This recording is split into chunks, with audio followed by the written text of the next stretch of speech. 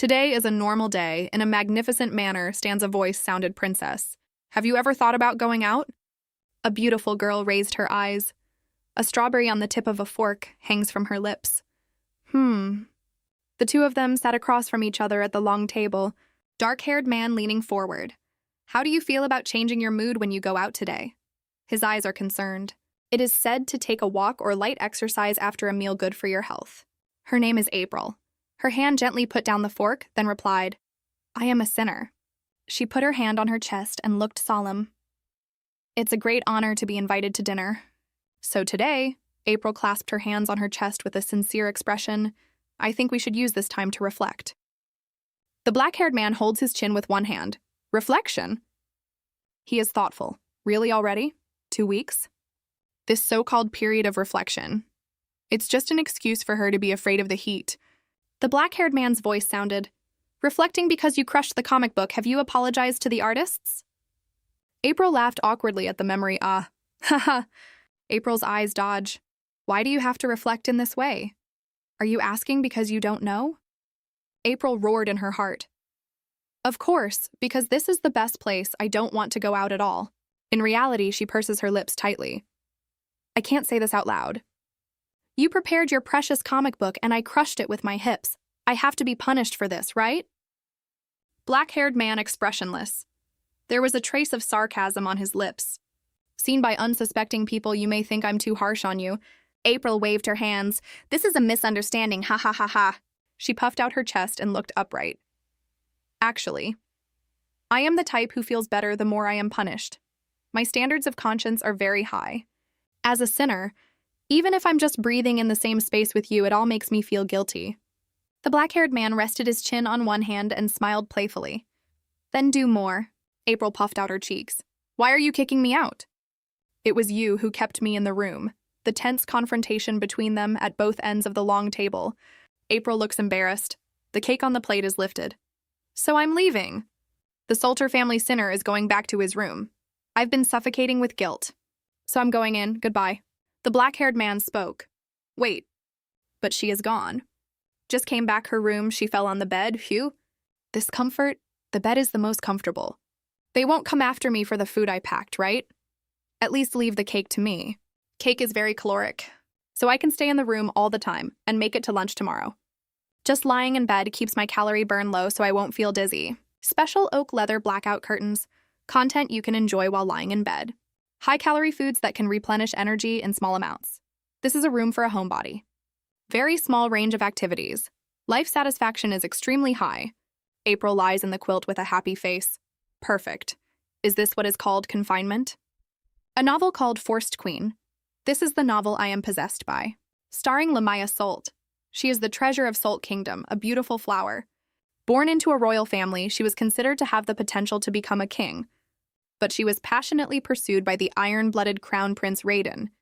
Eventually, the tragic heroine was kidnapped and imprisoned. Lamia screamed in horror. If I don't finish processing these files today, I don't have anything to eat. This woman and those who write furiously at the desk. That's the character I'm possessed by. I'll finish all the files tonight, even if I stay up all night. Just let me have a bite of bread. Files hit her on the head. Lamia roars, You bastard, how dare you talk back? Lamia pointed at her. Complete your task well. April fell to the ground, sobbing. April is a supporting character in the novel in the harshest environment. She's been worked like a slave for 3 months there. Manor at night, April works at desk. She was so tired. Another day of overtime work, get a massage for the princess. Suddenly, a black-gloved hand covers her mouth. April opened her eyes in horror. The cold voice of the intruder rang in her ears. Shh, please be quiet, Princess Lamia, if you don't want scars on your precious face. I've caught the princess. I'll knock her out and take her away. The intruder's knife fell. April groaned. My vision went dark and I lost consciousness. I am not Lamia.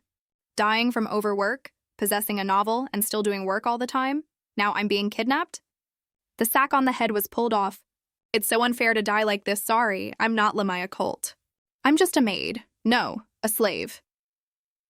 April was kneeling on the ground with her hands tied behind her back. A tall man faced her. The person who covered my mouth. I can't clarify the misunderstanding. The two kidnappers stood in front of her at a loss. April burst into tears. I don't know anything. Please let me live. All men watched all this expressionlessly. The man asked, "What's going on?" April raised her head. Who is that handsome guy? He definitely has the aura of the protagonist. But the male protagonist of this novel is blonde. So is he a villain? One of the kidnappers nervously explained, I caught her because I saw someone pretending to be Princess Lamia's seal. The man wearing glasses looks at April. You're lying to survive, right? Want to hide your identity? He adjusted his monocle. It's so sudden. April screamed, I didn't lie! She fell to the ground and shouted, I'm really just following the princess's orders. If I don't do it, there is no food to eat and no sleep. April burst into tears. As a slave, obey your master's orders. This is not a sin. The man let a sigh softly. Well, what is going on? The two came closer and began to whisper. The dark-haired man narrowed his eyes. Well, he makes a decision. I'll check it out. The dark-haired man ordered, Let's get rid of this useless servant first. Lock it in a suitable place. If you don't want to die, just settle down. April gasped. The black-haired man walked away. April collapsed on the spot. So you're not going to kill me? Did I escape the death flag? And so the life of imprisonment began. Surprisingly, April sat up from the bed. It's so comfortable here. I can sleep more than 4 hours a day. Someone also delivered meals to the room. Is this what is called royal imprisonment? I thought it was a terrible thing. Because the novel describes it so horribly. The achievements of Princess Lamia in the novel, I did it all behind the scenes. Lamia is a woman with nothing but her face. Lamia's voice echoes, How dare you? An illegitimate child. Do you think you can eat and drink for free at my father's house? April was overwhelmed with documents and fell to the ground. You will be my servant for the rest of your life. In reality, I died of overwork. Is it the same here now? They say that reading novels about possession will change your life. Succeed in dating a handsome guy. April stood alone in the study. But this is my life. April's eyes are tired. The only good thing is that I'm good at my job. Her hand on the map. I need to prepare for a bad year, because I know the world of the original work, so I can get the job done easily. One time ago, April was splashed with cold water. Lamia is furious. You should explain well why you increased imports. She threw something at April. The elders asked me but couldn't answer. April rubbed her eyes. Well, I've already explained it. Preparing for a bad harvest year is important to the well-being of the people. Lamia is more furious. How do I know that? April is soaked. Why is my stupid boss always mad at me? April is lying on the bed. She's bored. No matter past or present life, my situation has never changed. This is true in both lives. Now is the most comfortable and peaceful time. I really wish I could live like this forever. But then I thought, out where, the dark-haired man holding documents, he read it. April Solt, the second princess of Solt Kingdom. This seems to be your identity. Princess Lamia's slave, not it. April was shocked. Got caught sooner than I thought. Is my healing time coming to an end? April kneels on the ground. Yes, that's my identity. But if I say I'm actually like a slave, you won't believe it, will you? Ha ha ha ha. Dark-haired man looking at documents. Well, the black-haired man's legs stand like towers. He stood up. April was as small as a doll at his feet. She glanced at him quickly. Tears are rolling in her eyes. The dark-haired man looked down at her. A playful smile appeared on the corner of his mouth. Why don't you let me believe you? April looked confused. What? Brunette man with arms crossed, look at her condescendingly. He said, There has been something strange going on in the kingdom of Solt lately. Princess Lamia dealt with it very skillfully. It's like she's been spying on the Clayton Empire's plans. It's really nerve-wracking. But recently, he took out something from his arms. This is? She asked. Trade license from Solt Kingdom. Why does the Grand Guild have this thing? April's eyes widened. What? April lowered her head and read carefully. The letter said Lamia wants to sell all the wheat she has hoarded back to the Empire, in response to the Clayton Empire's unilateral export ban. This is simply digging your own grave. Lamia, you fool. Sold the grain, the people of Solt Kingdom will be in dire straits in the future. And the Empire? They have more wheat than they can use up. But you still have to spend money to repurchase and even pay commissions. April's face turned red. The Grand Duke looked at her expressionlessly. April looked up suddenly, eyes flashing with surprise. The Grand Duke looked at her. Is there any problem? April held up the document excitedly. This is a scam. The Grand Duke looked down at her with his hands on his hips. Oh, why do you think so? April pointed to the paint mark on the document. This seal was never used in trade with the Empire. This means an unknown business group suddenly joined the transaction. This is a trade fraud in order to defraud goods or commissions in the middle. Yes, the person responsible for the actual work can tell at a glance. An aide whispered in the ear of the Grand Duke. The spies at Salt Castle reported Princess Lamaya has been neglecting her duties. If what this woman says is true, then the people who have always been in my way. An evil smile appeared on the corner of the Grand Duke's lips. It's not Lamia but you, right? April trembled. The document slipped from her hand. The Grand Duke raised his hand and pinched April's chin. Then, Her Royal Highness the Princess, how did you discover the Empire's plot? The Grand Duke's hand became stronger. April's cheeks were squeezed and deformed. You planted a spy right under my nose. A spy who leaves no trace? April hesitated. That. There is no such thing as a spy. Because I have read the original work, all the plans of the Empire are written in it. This is the secret she can't tell. I just want the innocent people of Salt Kingdom suffer less, and this will hardly affect the original plot. April closed her eyes tightly and her face was squeezed tighter. I really don't know anything. She grabbed the Archduke's wrist and tried to break free. I just work hard. Is this also sinful? April has tears in her eyes. Please just let me go this time. The Grand Duke gave a light. Tisk, so you would rather die nor willing to reveal the secrets of the motherland? The bastards from Salt Kingdom are really patriotic. The Grand Duke shook his hand violently. April took a step back in horror. No, please spare me. The Grand Duke leaned forward. You know how the Empire deals with crooks and criminals? He picked up a knife on the table. Usually begins with extremely brutal torture, if you still refuse to confess. The Grand Duke's eyes turned cold. The blade is shining in his hand. They'll rip your mouth open. April was scared out of her mind. Even if I say that I am a Korean office worker who traveled through time, he won't believe it either. If this continues, I will be tortured to death. April collapsed to the ground. My time travel life has hit rock bottom. It can't be worse. April suddenly stood up. I don't expect to be sent back. But there's something I must say. The Grand Duke looked sideways. What is? As you can see, I'm a workaholic, just let me live. I am willing to serve you without pay for the rest of my life and devote myself to you. The Grand Duke looked on with cold eyes. He turned around expressionlessly. Take her away. A staff member responded. Yes, sir. The staff member leaned closer to April. The price of lying to the Grand Duke. The staff's glasses shone coldly, a ferocious smile on his face. You will pay it back in a harsh environment. April's pupils shrank with fear. Harsh environment. Could it be that? No matter how you think about it, it's definitely a torture chamber. No. I'll be thrown into a horrible underground prison, surrounded by various instruments of torture. At least that's what I thought at the time. But they put me in a comfortable room. April looked around with a confused look on her face. A window that lets no sunlight in grate. I used to hate not having blackout curtains in the morning. Simple food, milk, and bread, no problem. I used to play games for 13 hours a day, survive on energy drinks and sandwiches for a week. April fell into the fluffy pillow. The bed is a bit narrow, but I'll just lie down anyway. Who cares? April rubbed her pillow happily. Ah, so comfortable for a homegirl. This is the ultimate luxury. April stretches in bed, face filled with happiness. Anyway, no one will bother me for the time being.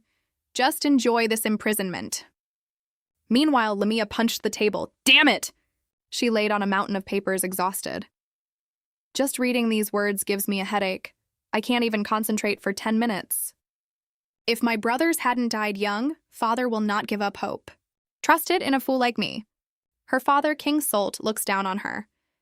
Lamia, it's time for you to do your part. Rumors spread that the Empire is trying to kidnap you. People in the palace are panicked. As long as people see you working as usual, they will feel at ease. You studied with April for a long time, it shouldn't be too difficult. I'm not smart at all. No matter how hard I try, I can't be like her. It's all April's fault. Lamaya gritted her teeth. If that bastard hadn't been kidnapped. She took a deep breath. Calm down. Reading the letter from my beloved Raiden should help me concentrate. Lamia picked up a letter from the table. Ah, Raiden. Only you consider me the smartest and most beautiful woman on the continent. To be honest, it's hard to even read this letter. But if it's kind-hearted Raiden, maybe he can understand a fool like me. I must finish writing my reply today, just 2 lines missing. The Duke is sitting at the table. Is she still the same? The staff bowed and answered, yes. No signs of escape or resistance. After all, she is a noble and royal family, the mastermind behind the exercise of power on behalf of Princess Lamaya. I thought she wouldn't be able to adapt to such a harsh environment, but she endured it without complaint. It seems like I'm enjoying it. It's really scary. The staff member pushed up his glasses. Even most nobles, if you stay in a prison like that for 3 days, you'll be begging for release. So she won't last long. Staff turned around. So, how should we report to His Highness, the Crown Prince? Should we say that the kidnapping of Princess Lamaya failed? But did it successfully reveal the truth? The Grand Duke pondered and tapped his fingertips on the table. Well, there is no trace of labor on her body. It's hard to believe she was a slave. She has the characteristics of Solter royal blood, clear skin and light blue eyes. Her beauty is not inferior to that of Princess Lamaya. Crown Prince Raiden's obsession with Lamaya due to her perfect image of both beauty and talent. But if what that woman said is true, then someone who really suits the taste of the Crown Prince, on the contrary. The Grand Duke gave orders to his staff. Reports say the kidnapping has failed for now. But don't mention anything about Princess April. The staff was shocked. What? Why? There is no need for the Crown Prince to know about her and... The Grand Duke strode to the window. The sun shines on him. A hint of calculation flashed in the Grand Duke's eyes. The corners of the mouth are slightly raised. I still have some things want to confirm again. The pen scratched across the paper. April was hunched over her desk writing and suddenly flinched. Whoa, what in the world is going on? Why am I working? Kidnapped and imprisoned. I thought I'd finally get some rest. Was that comfortable life just a dream? A voice whispered in her ear. Did you really think you were reincarnated into a novel? Did you think it would magically change your miserable life? April suddenly turned around and stood up in fear. Her pupils contracted in shock, reflecting a blurry silhouette. Don't worry. You're destined to die from overwork in this life, too. You'll be trapped in my office until your body gives out. Lamia's lips curled up, revealing a twisted, satisfied smile. Buried under endless paperwork, dying in despair, April suddenly sat bolt upright. Cold sweat soaked her pajamas. She placed a hand over her chest, panting heavily. Was that a dream? It was just a dream. She picked up a book and pouted in disdain. It's my own fault for reading randomly out of boredom. What kind of ending is this? If only I had a comic book right now. This captive life is way too comfortable. It's actually a bit boring. If I had to complain about anything, it's just that the thought of escaping never even crossed my mind. Doing nothing all day. April leaned back lazily on the bed. A sly smile appeared.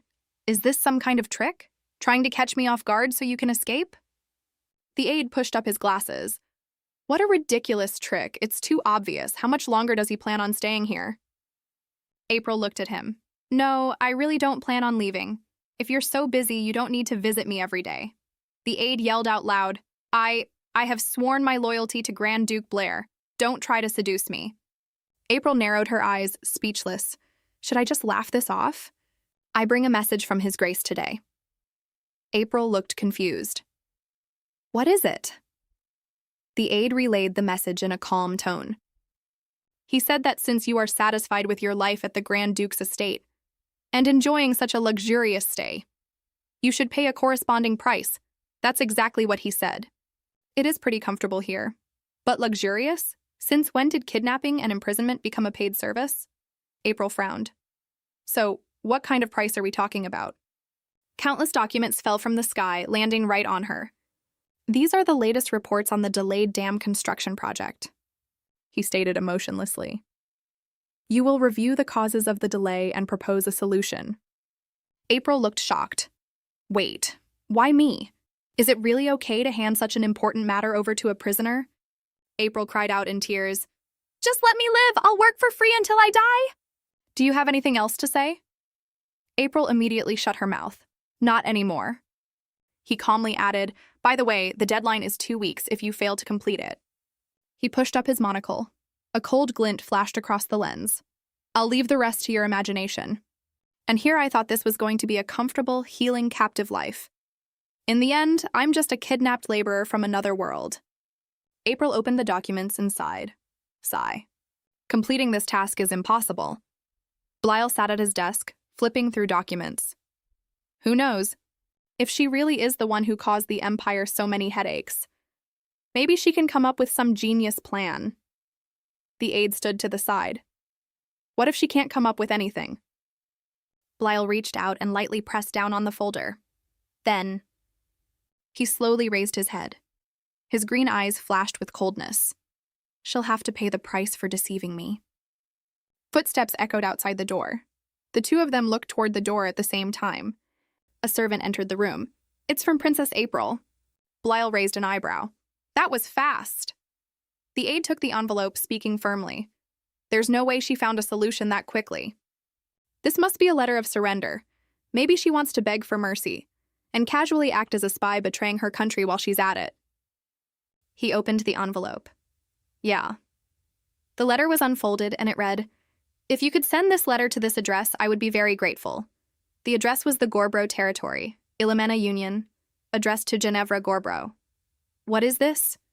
1 week later, at the Grand Duke's Dam construction site, a worker swung his shovel. Damn, it's so hot. Harvest season is almost here. We've been doing this for months. Another worker wiped his sweat. We can't even get a full meal. Man, I miss my wife. When do I get to go home? A worker looked up at the sky. Isn't there anyone who can help us? The worker suddenly froze. Yeah. Dust kicked up in the distance. A troop of soldiers rode in on horseback. The workers watched in astonishment. What is that? Who are they? The aide jumped off his horse and breathed a sigh of relief. He announced with a stern face, These men are the Black Hawk mercenaries from the Ilimena Alliance. Starting today, they will assist with the dam project. Once they finish the handover, all of you can go home. These are the Grand Duke's orders. The workers looked at each other in confusion. Really? We can go home? The workers erupted in loud cheers. They threw their tools into the air. Long live the Grand Duke! I'm finally going home. We love you, Your Grace. April looked at the document clipboard in her hands. As for the chefs, hire women in the territory who need work. For example, widows or single mothers listed in the records, those who are struggling to make a living on their own. Use them to replace the kitchen staff at the manor. This also solves the issue in the Black Hawk mercenaries contract, the clause about providing meals. The workers raised their glasses and celebrated with smiles on their faces. Do you have anything else to add? She asked. The aide turned to look at April. How did you manage to do that? April looked confused. Yeah? There was a hint of surprise in the aide's tone. I'm asking how you managed to hire the Black Hawk mercenaries. They only serve the Solter Kingdom. Oh, that's all thanks to the Grand Duke. The aide looked even more confused. What? The corners of April's mouth lifted slightly. Did you forget how he scammed the Solter Kingdom, selling off a massive amount of wheat at a low price? They've been scrambling ever since. Their finances are definitely a mess right now. The blonde woman explained. So, of course they had to make cuts.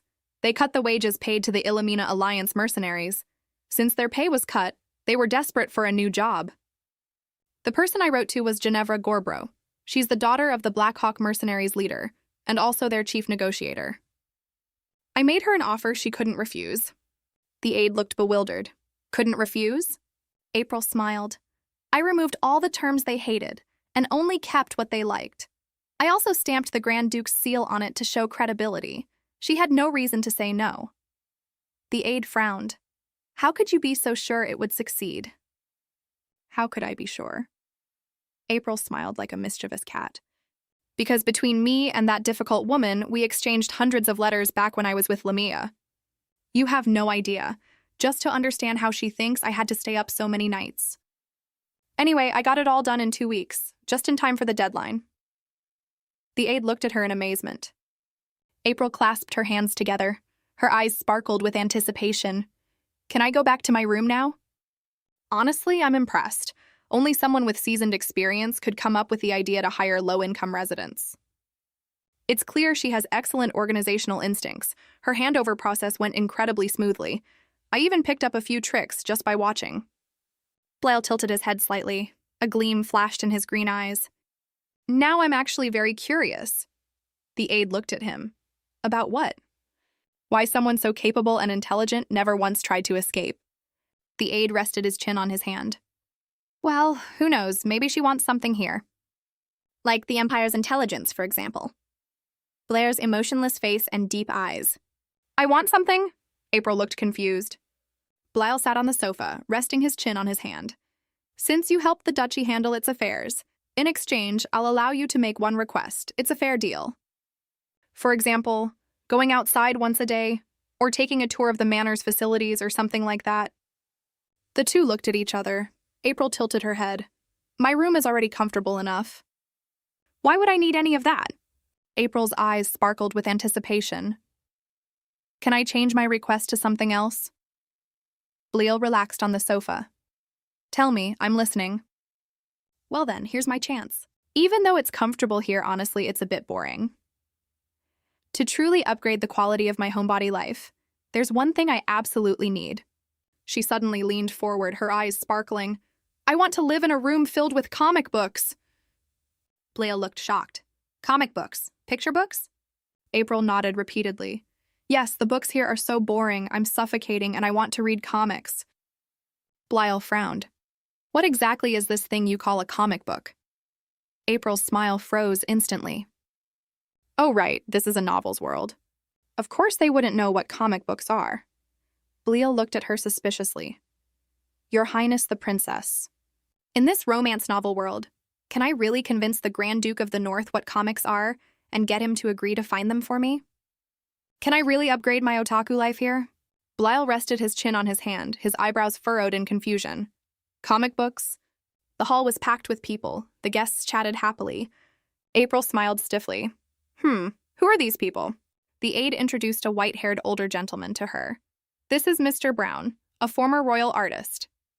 Behind him are Sir Cedric and Sir Robed. Both of them teach art at the academy, and these are their apprentices. Such distinguished figures. What are they doing here?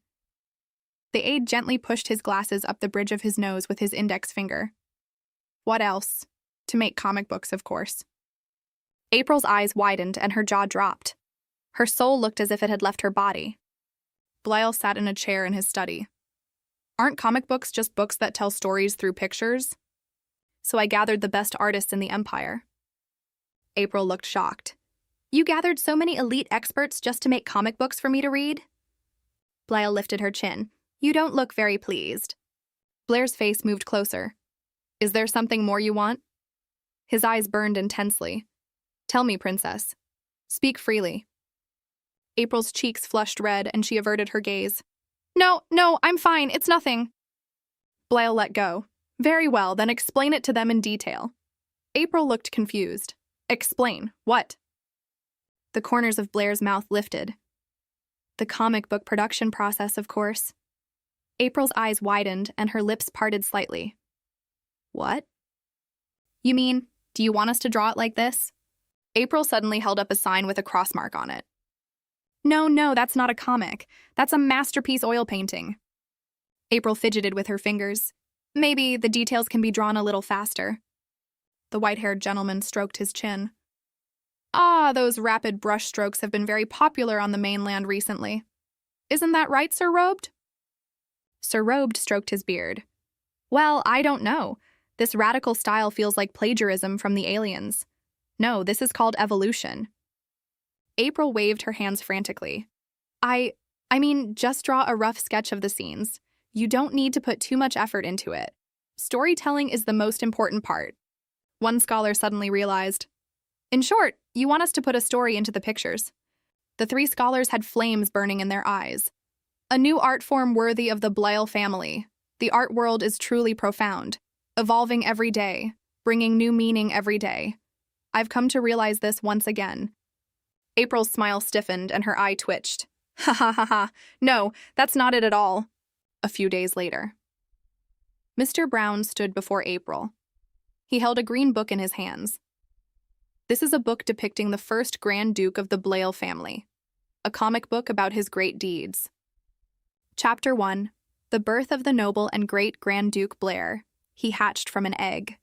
At 5, he could breathe fire and slay monsters. At 10, he could stir up gale-force winds with just a flap of his wings. He crafted bombs out of pine cones to destroy his enemies in a single blow. April flipped through the pages. Her expression was pained. Isn't this just an exaggerated biography of a hero? Mr. Brown's eyes sparkled. What do you think? The Grand Duke said the final evaluation would be up to you. April turned her head away, her eyes darting around. The quality is actually really high. The plot development is also very impressive. The artists clenched their fists in excitement. We poured our hearts into capturing the Grand Duke's greatness. We believed the focus should be on one point, an overwhelmingly overpowered protagonist. April closed the book with an expressionless face. Is this part of the Grand Duke's grand plan to silence me? Wanting a comic book? Is it really that serious of a crime? April suggested to the artists. How about we try shifting the focus? An artist turned and asked. What do you mean? April raised her index finger. I believe the purpose of comic books is for entertainment. What does everyone think about the Chronicles of the First Grand Duke Blair? Was it fun to read? The 3 artists looked unhappy and serious. One artist retorted, shouldn't the focus be on commemorating his achievements rather than entertainment? Art created purely for entertainment is considered vulgar. We cannot waste the labor of these respected artists doing something just for fun. April puffed out her cheeks and clasped her hands. Well, April's eyes sparkled. She raised her index finger. But isn't the true essence of art enjoyment? After all, when people first started painting, the reason artists exist today is simply to bring joy and happiness to others. The artists were all stunned. April's smile froze. Did I say something incredibly ridiculous? My lady. 2 streams of bloody tears fell from Mr. Brown's eyes out of pure emotion. It seems that after all these years in the field, we've all forgotten the original purpose of art. You are absolutely right, my lady. We may have forgotten our initial passion. When I first picked up a brush, it was just for fun. I don't know when, but I started preaching about the greatness of art and wanted to use it to embellish myself. Art is meant to entertain its audience. This is the true meaning of comic books.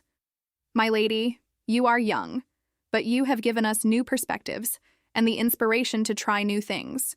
What would you like us to do? April thought for a moment. She closed the book.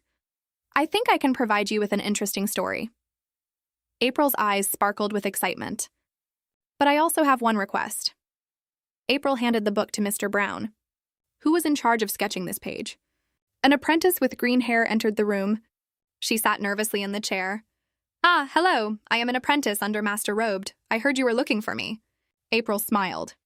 Hello, Miss Ashley. I heard you did the rough sketch for this page. Ashley bowed her head. Yes. For the past 18 years, I've never finished a complete piece. My skills are very poor. This time, I only reluctantly helped draw the sketches. Ashley suddenly panicked. Is there a problem with the part I handled? April looked confused. Yeah? Ashley covered her face with her hands, tears welling up in her eyes. Everyone said they've never seen such a weird sketch before. They said if the project fails, it will be all my fault. Someone like me shouldn't be involved in such an important project. I'm truly sorry. April replied loudly. That's not true.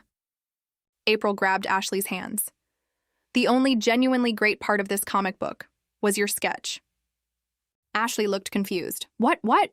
April's voice was gentle but firm. That was the only page that actually felt like a comic book. Even though the story was boring, the panel layout and pacing were outstanding. Ashley, I want to entrust you with the most important role in the comic. Ashley walked out of the room and headed down the corridor. A brown-haired male apprentice patted her shoulder. Hey, Ashley, I heard that lady summoned you. He looked gloating. What did she say? Did she tell you to drop out of the next project? Ashley looked down and smiled. No, she put me in charge as the director. The brown-haired apprentice scoffed. So she figured it out. You're the one who's been here for 18 years, a useless apprentice who only knows how to sketch. Director, huh? I'm just putting it nicely. It means you shouldn't even dream of drawing a real picture. He sneered. What a perfect role for you.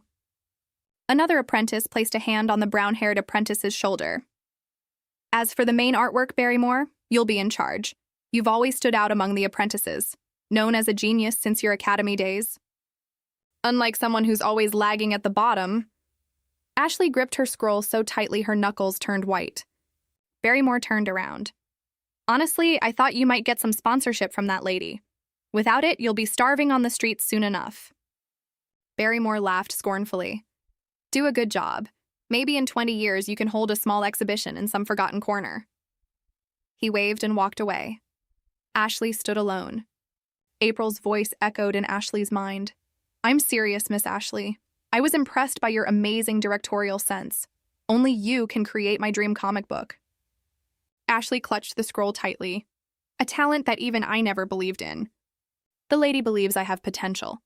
Ashley's eyes sparkled. A comic book director. This is my chance to show my talent. A few days later, April was sitting in the study. Bleal was also there. She asked, may I ask what you need from me again? Bleal was sitting opposite her. I heard the princess is currently working on a comic book project. Extremely busy. Is there anything I can help with? Oh, that. She picked up her teacup. If possible. Just having 1 or 2 more snacks would be wonderful. April narrowed her eyes happily. Sweet or savory, either is fine. Bleal looked at her emotionlessly. His gaze is so sharp. Are comic books and snacks really all she wants? April's eyes welled up with tears. Please don't look at me like that. He called me out here like this. I couldn't just ask to be left alone in my room, right? April froze. Is there a problem? Bleal snapped his fingers. I have something I want to give the princess. Bleal raised his voice. Come in? Footsteps echoed outside the door. A pair of brown boots stepped into the room. April looked up in surprise. A red-haired maid smiled brightly. Hello, miss. April looked confused. Who are you? The red-haired maid kept her bright smile. My name is Bonita, and I will be taking care of you starting today. Bonita rambled on cheerfully. Can I call you April, or use a more formal title? You can just call me Bonita, too. Oh, wow, your eyes are so pretty. The corners of my eyes are always slanted upwards. People always think I'm angry, haha. Bonita bowed. I look forward to your guidance in the future, my lady. April was overwhelmed by this dynamic energy. Wait, the thing you wanted to give me was a person? This excessive vitality. What an overwhelmingly cheerful person. Bleal smiled. If you ever need anything, just tell Bonita. April's cheeks flushed red and a vein popped on her forehead. I just wanted some snacks. But he straight up shoved a whole person at me. April squeezed out a word. Thank you. Bonita followed April. I'm so happy to serve you. Everyone was very curious about the new guest. Now that they know you're such a sweet and gentle person, I feel so relieved. Marina heard I was going to serve you. You have no idea how jealous she was. April asked expressionlessly. Who is Marina? Bonita clasped her hands over her chest. Marina is the senior maid in my batch. She's always seen me as her rival. Her face completely dropped when she heard I'd be serving a suspicious young lady. Why suspicious? Bonita was still highly excited. Why are you called a suspicious young lady? Well, I see what the Grand Duke is plotting. He wants to destroy my eardrums. Bonita's lengthy explanation boiled down to this. In the eyes of the staff, I am a mysterious guest personally invited by Grand Duke Blair, and Bonita is pretending to take care of me, but is actually tasked with spying on me. I see. So what are we doing today? How can I help you, miss? Then could I ask you for a favor? Well, perfect timing. I actually had something on my mind anyway. Leave it to me, Bonita yelled. Following the lady's advice, I've been appointed as the person in charge of this. This is the new story the lady gave us. Ashley held the drawing with both hands, her body trembling with nervousness. I tried storyboarding for this story. 2 men sat on the sofa staring at the drawing. Barrymore frowned. What is this? This panel is nothing but background. Barrymore was getting angry. Ashley, if you can't draw characters well, do you expect us to just draw backgrounds? The perspective here is too exaggerated. Do you not even know basic perspective? Ashley spoke up to defend herself. No, that's not.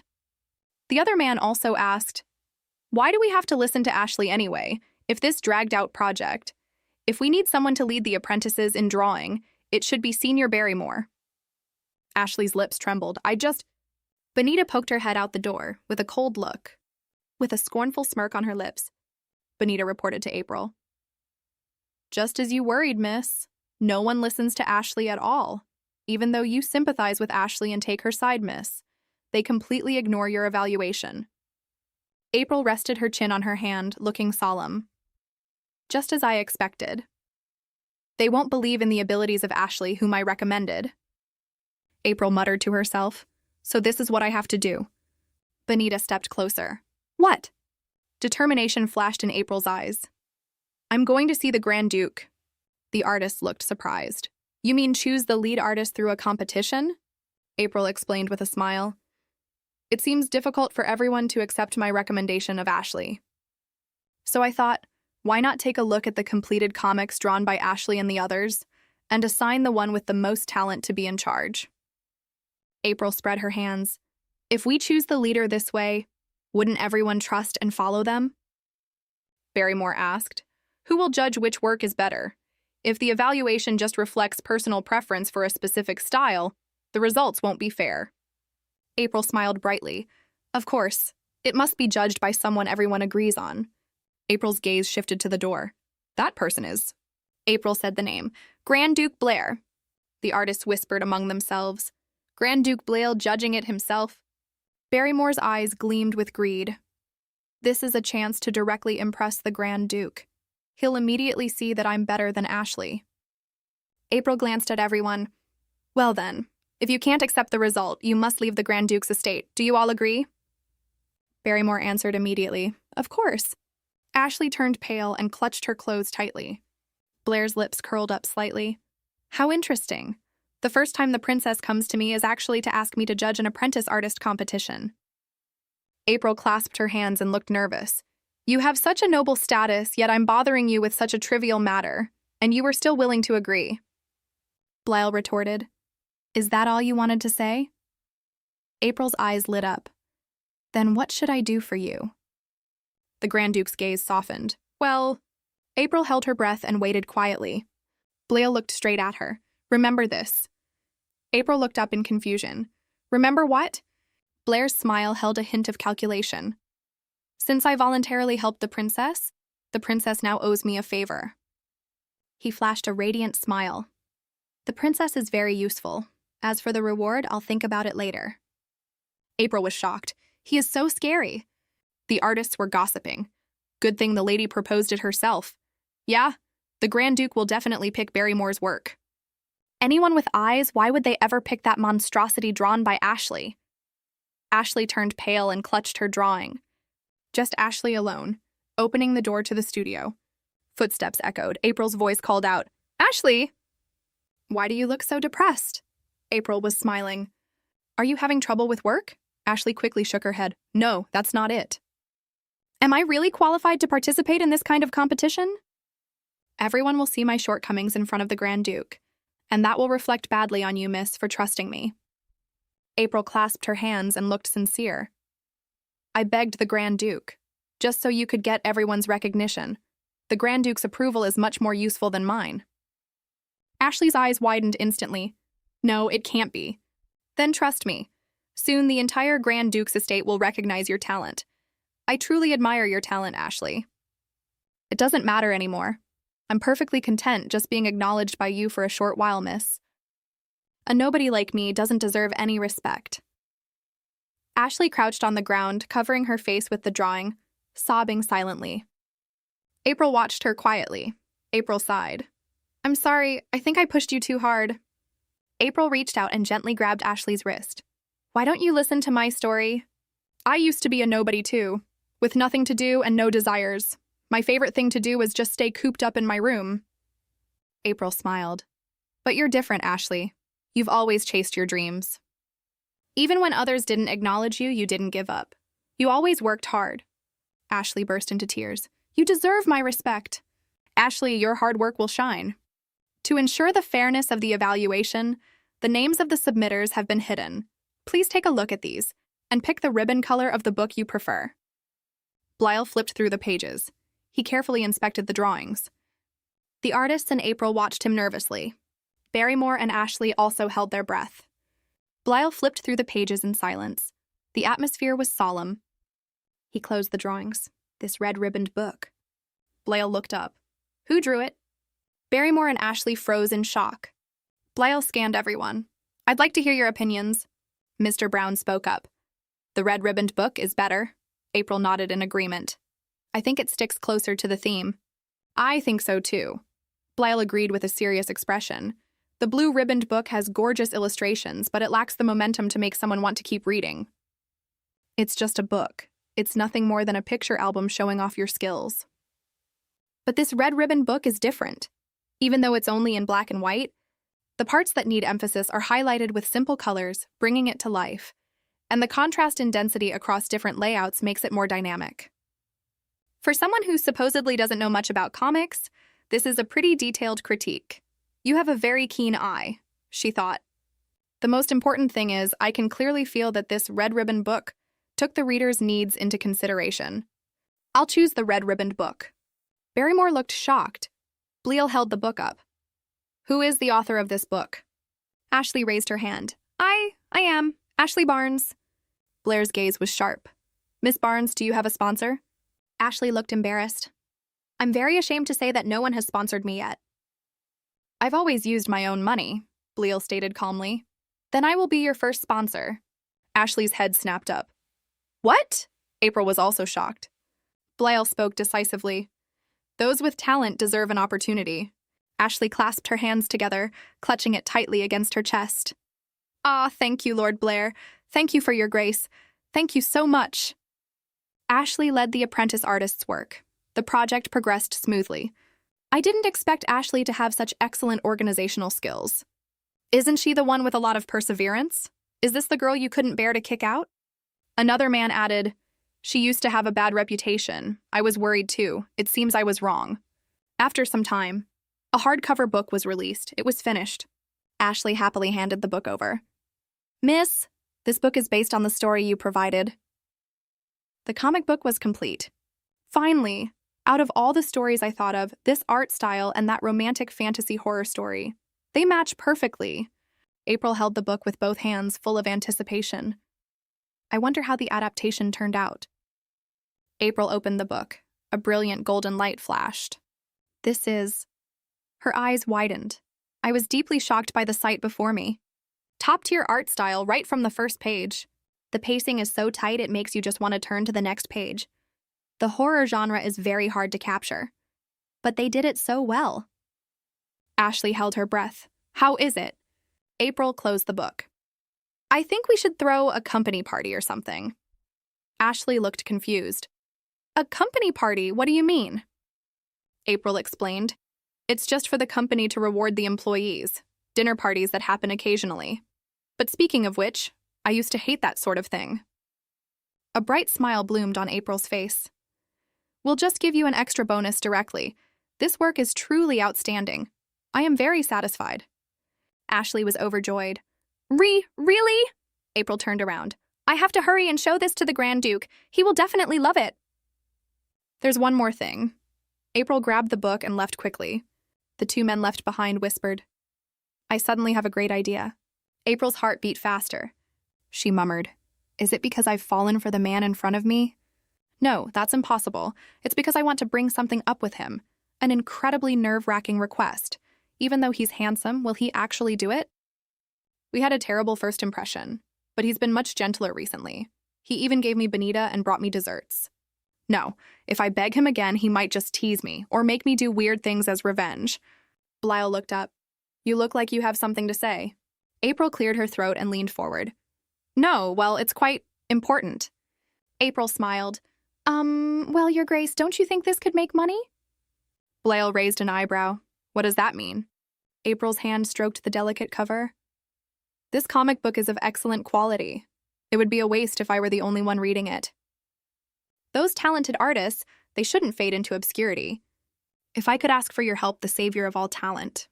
This will definitely happen. April's eyes lit up.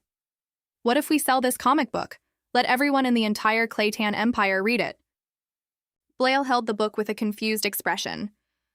Meanwhile, in the Salter Kingdom, King Burga slammed his fist on the desk.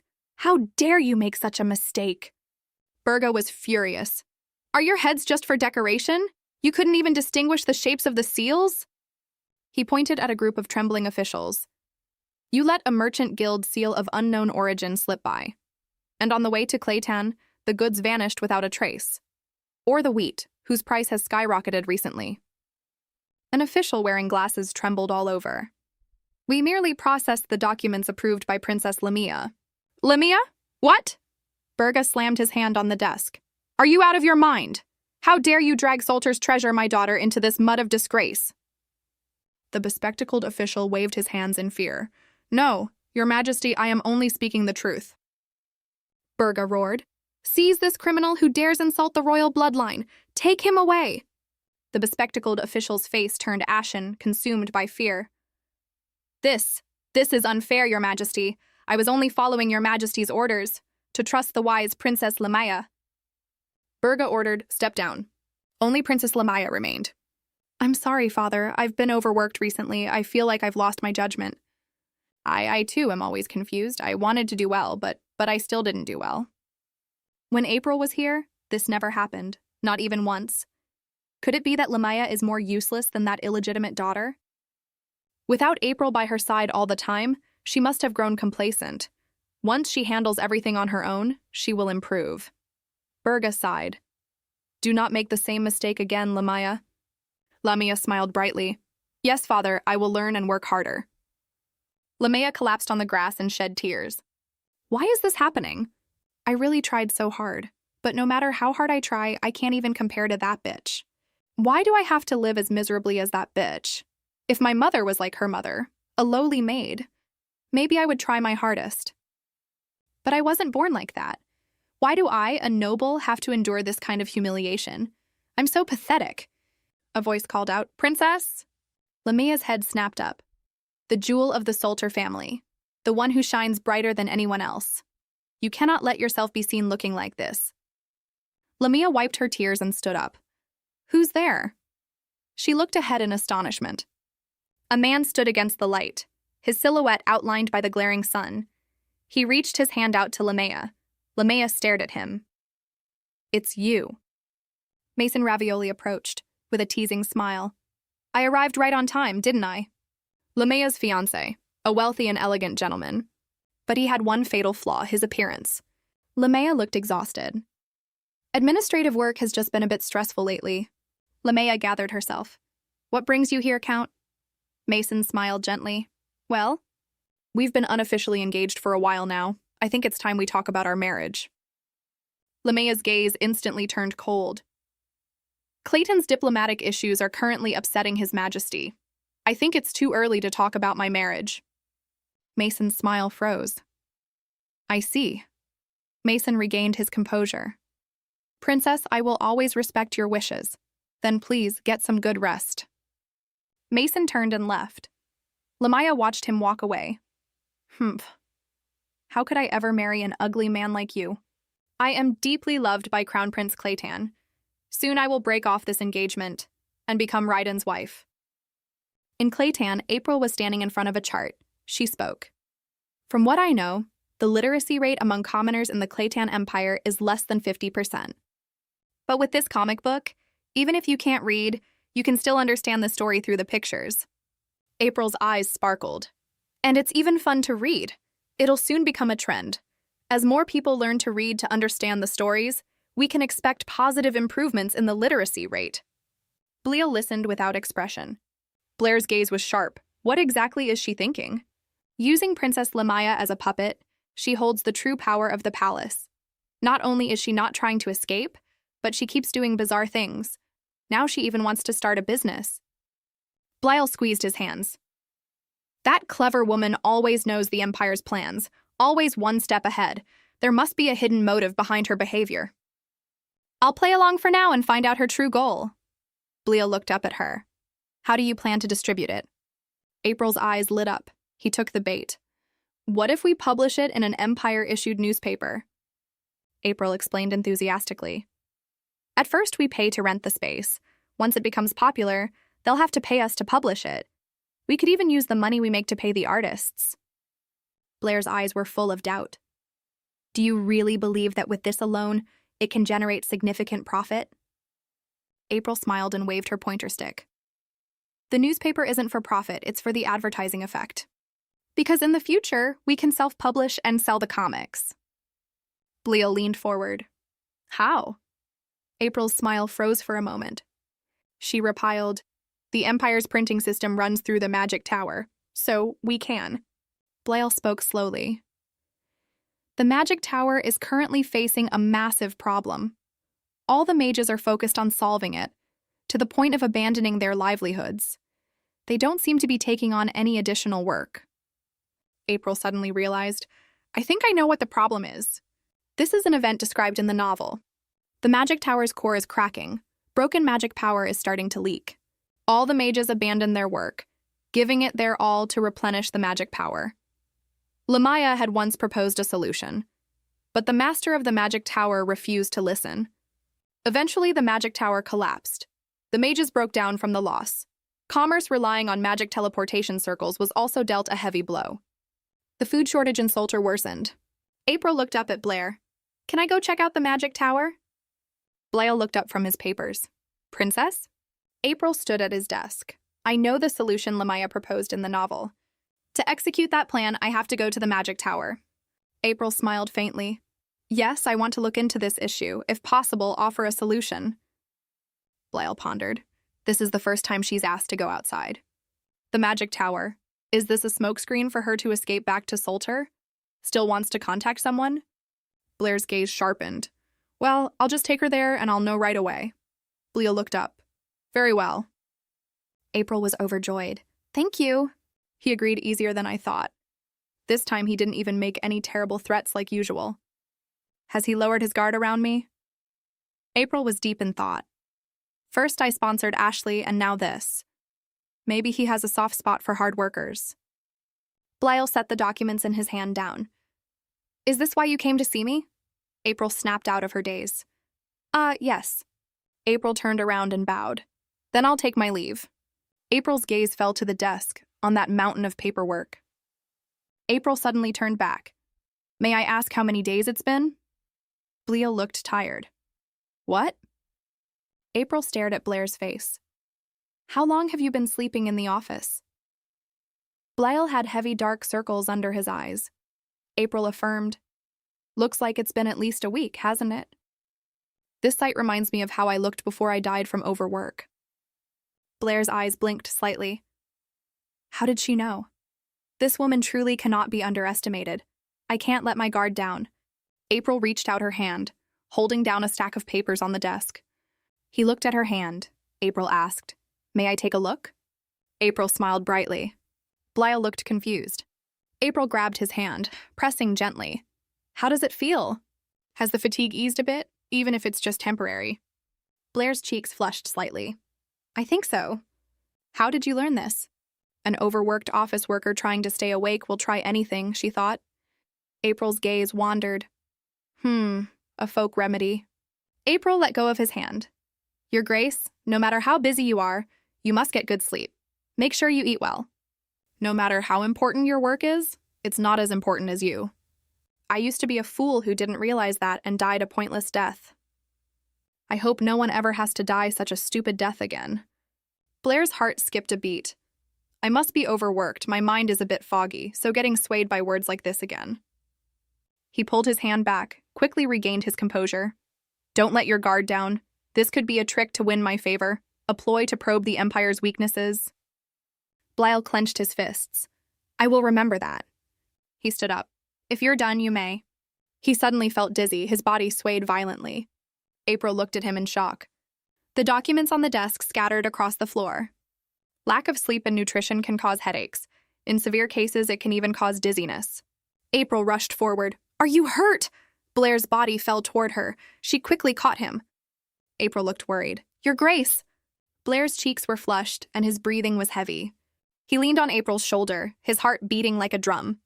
April noticed something weird about Blair. She reached her hand out. What's going on?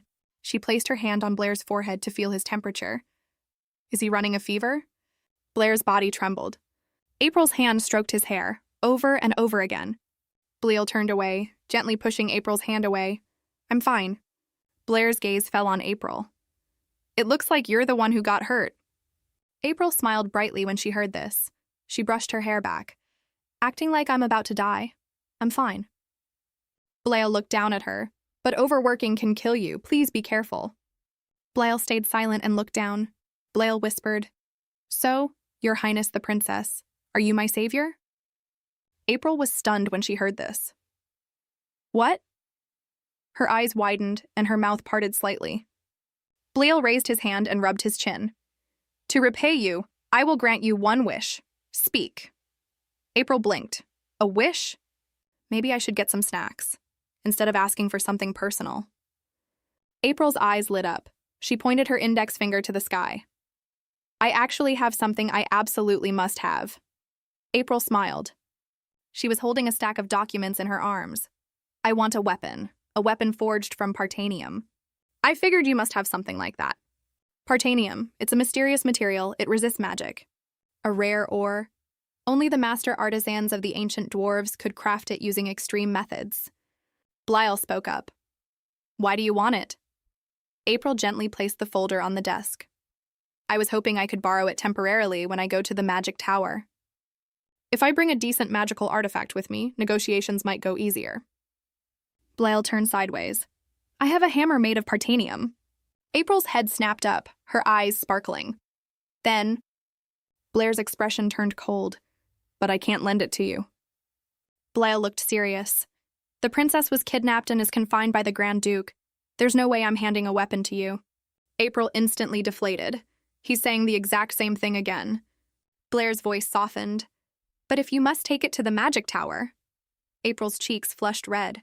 She nervously clenched her fists. Blair's voice echoed against a gorgeous backdrop. There is a way. April's pupils dilated. Would you like to come with me to the magic tower? A giant blue crystal teleportation circle, humming and glowing with magic. He looked back at April. Did you really think I'd let you go alone? Her cheeks flushed. No, it's not that. I was just worried that someone as busy as you would waste a lot of time because of me. He clearly could have sent any subordinate to escort me. Why did he have to come personally? Blair reached his hand out, lightly touching the glowing teleportation circle. Well, Blair lowered his eyes and spoke in a calm tone. I can't let you share a room with just anyone. April was startled when she heard this. What? Her eyes widened slightly. It seemed she didn't immediately grasp the deeper meaning behind those words. The light of the teleportation circle faded. A towering stone tower came into view, the magic tower. Blair caught a stumbling April. I guess you're suffering from severe teleportation after effects. April clutched her chest. Not really. April spread her arms, her voice trembling with excitement. During our time at the magic tower, you and I are going to share a room? Blair stood with his arms crossed. That's right. He added, Of course we'll use different beds. You can use that room, Your Highness. April covered her face, her cheeks blushing. What a relief, but in my past life, I was alone until I died of overwork. So I have absolutely no experience living with a man. It's so embarrassing to even admit it. Blair looked at her emotionlessly. She wants to bring partanium to the magic tower. There must be another reason. It's all about business. Maybe this is just a smokescreen to trick me. Even her friendly attitude, it's probably just to make me lower my guard. Blair clenched his fists. So I absolutely cannot be swayed. I absolutely cannot let my guard down. Now that we've arrived at the magic tower, she'll soon reveal her true colors. She's a woman who even planted spies in the royal family, if I observe who she plans to meet here. A magic crystal ball hummed. A purple light flashed. Your Grace, a guest has requested to see you. Blair turned around. See me? He walked over to the crystal ball, put his hand on it. The candle flames flickered slightly. Words appeared in the crystal ball. Special envoy from the Sultan Kingdom, Tomald de Tonals. Blyle and April were both shocked at the same time. Both their faces were filled with surprise. April's pupils contracted in astonishment. Tomald de Tonas? Why is the envoy from the Sultan Kingdom coming to see him? Blyle narrowed his eyes. Did he find out that Princess April is here? Blair's face darkened. So she really came to the Magic Tower to contact important domestic figures. If her plan is to collaborate with him to escape? Blyle whipped his head around. What are you doing down there? April was squatting under the desk, holding her head with her hands and curled into a ball. I'll stay right here. Please pretend I'm not here. Blyle tilted his head slightly, looking bewildered. Tomald bowed and smiled. Grand Duke Blair, it is a pleasure to meet you. To be able to see the face I've only heard of through rumors. This brings great honor to my family. He hated me for being an illegitimate child, called me the disgrace of the royal family, and treated me with utter contempt. It's him. He and Lamaya teamed up to exploit me to death. April's body jolted, hiding under the desk and trembling. Blyle sat behind the desk with a stern expression. Keep it brief. Tomald stood up straight. Ah, yes. The reason for my visit is quite simple. Regarding the food shortage in the Sultan Kingdom. Actually, we urgently came to the Magic Tower simply to seek measures and assistance. Tomald continued. But we were rejected. Just as I feared. In the original story, the food shortage in the Sultan Kingdom reached its peak. Commoners started starving to death. I tried my best to prevent this, but in the end, Tomald pleaded. If you could persuade Claytan to lift the grain export ban, even just a little bit, the Sultan royal family would be eternally grateful. Blyle looked at him coldly. I don't understand why you're bothering me with matters that have nothing to do with me. Blair's gaze was as sharp as a knife. The hunger of the Sultan people. That is a problem for the Sultan royal family to solve. A hand grabbed his pant. Blyle whipped his head around. April poked her head up. With teary eyes, she flashed a firm plea. Please help them. Blair's pupils contracted in shock. Tomald suddenly dropped to his knees, making a dull thud. Please. Our Princess Lamaya is heartbroken over the hunger of her people. She sheds tears every single day. I am Princess Lamaya's aide, Tomald de Tonas. Blyle looked down coldly. I refuse. Tomald looked up earnestly. But Princess Lamaya, she has a special relationship with His Highness Crown Prince Raiden. Blyle stood up. You keep saying things that have nothing to do with me. Blair's words abruptly stopped. April's cheeks were flushed red with anger. Her small hands tightly gripped Blair's sleeve. This is all your fault, April complained with teary eyes. Blyle looked shocked. What? April's cheeks grew even redder. If you hadn't tested me, if you hadn't lied to me to buy wheat, innocent people wouldn't be starving. So could you please help me? Blair's cheeks flushed red. He turned away and stayed silent. What a pain. Blair's gaze flicked sideways. He looked at Tomald kneeling on the floor. I know it's ridiculous that I'm still here after I already passed out. But if I force myself to stand up, my pants will probably fall down. Blair's hands gripped his waistband tightly. Let go of me. He leaned against the desk and said nothing. Tomald looked at him in confusion. If those starving people at the border start stealing, that will be very troublesome for us too. Blyle looked at him expressionlessly. Dispatch the kingdom's knights to handle the wheat fraud. This is an order. Tomald was overjoyed. Thank you, Your Grace.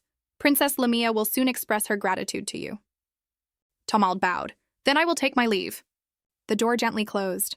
Blyle looked calm. Come out. Blair's voice was cold. Explain. April trembled. I'm so scared. She looked at Blair. The people of Sultan are starving to death because of you. Don't you feel any guilt at all? I can't say it like that. Why should I care? That's not my country. April took a deep breath. Instead of helping Sultan, I choose to help you, Grand Duke. Me? Yes, help how? I will keep you alive. Even if war breaks out with Crown Prince Raiden, I will ensure you survive. Blyle crossed his arms. He narrowed his eyes slightly. What did you just say? April's gaze drifted far away. When I was kidnapped, I didn't know who it was. But after staying at the Grand Duke's estate, I understood. He is the male lead of the original story. That half-brother is a thorn in his side. Raiden, a madman obsessed with power and Princess Lamaya.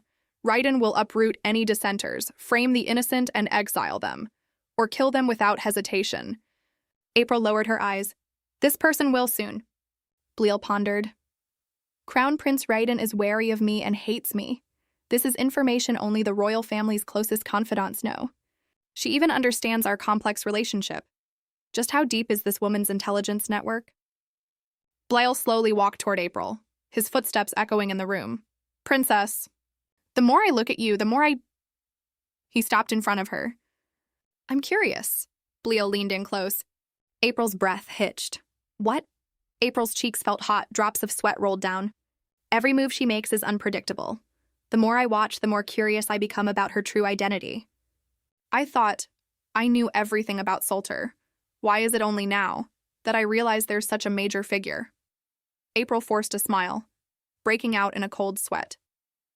The corners of Blair's mouth lifted slightly. Tomorrow I'm going to meet the master of the tower. There's something wrong with the magic tower's core. The master of the tower cannot leave it.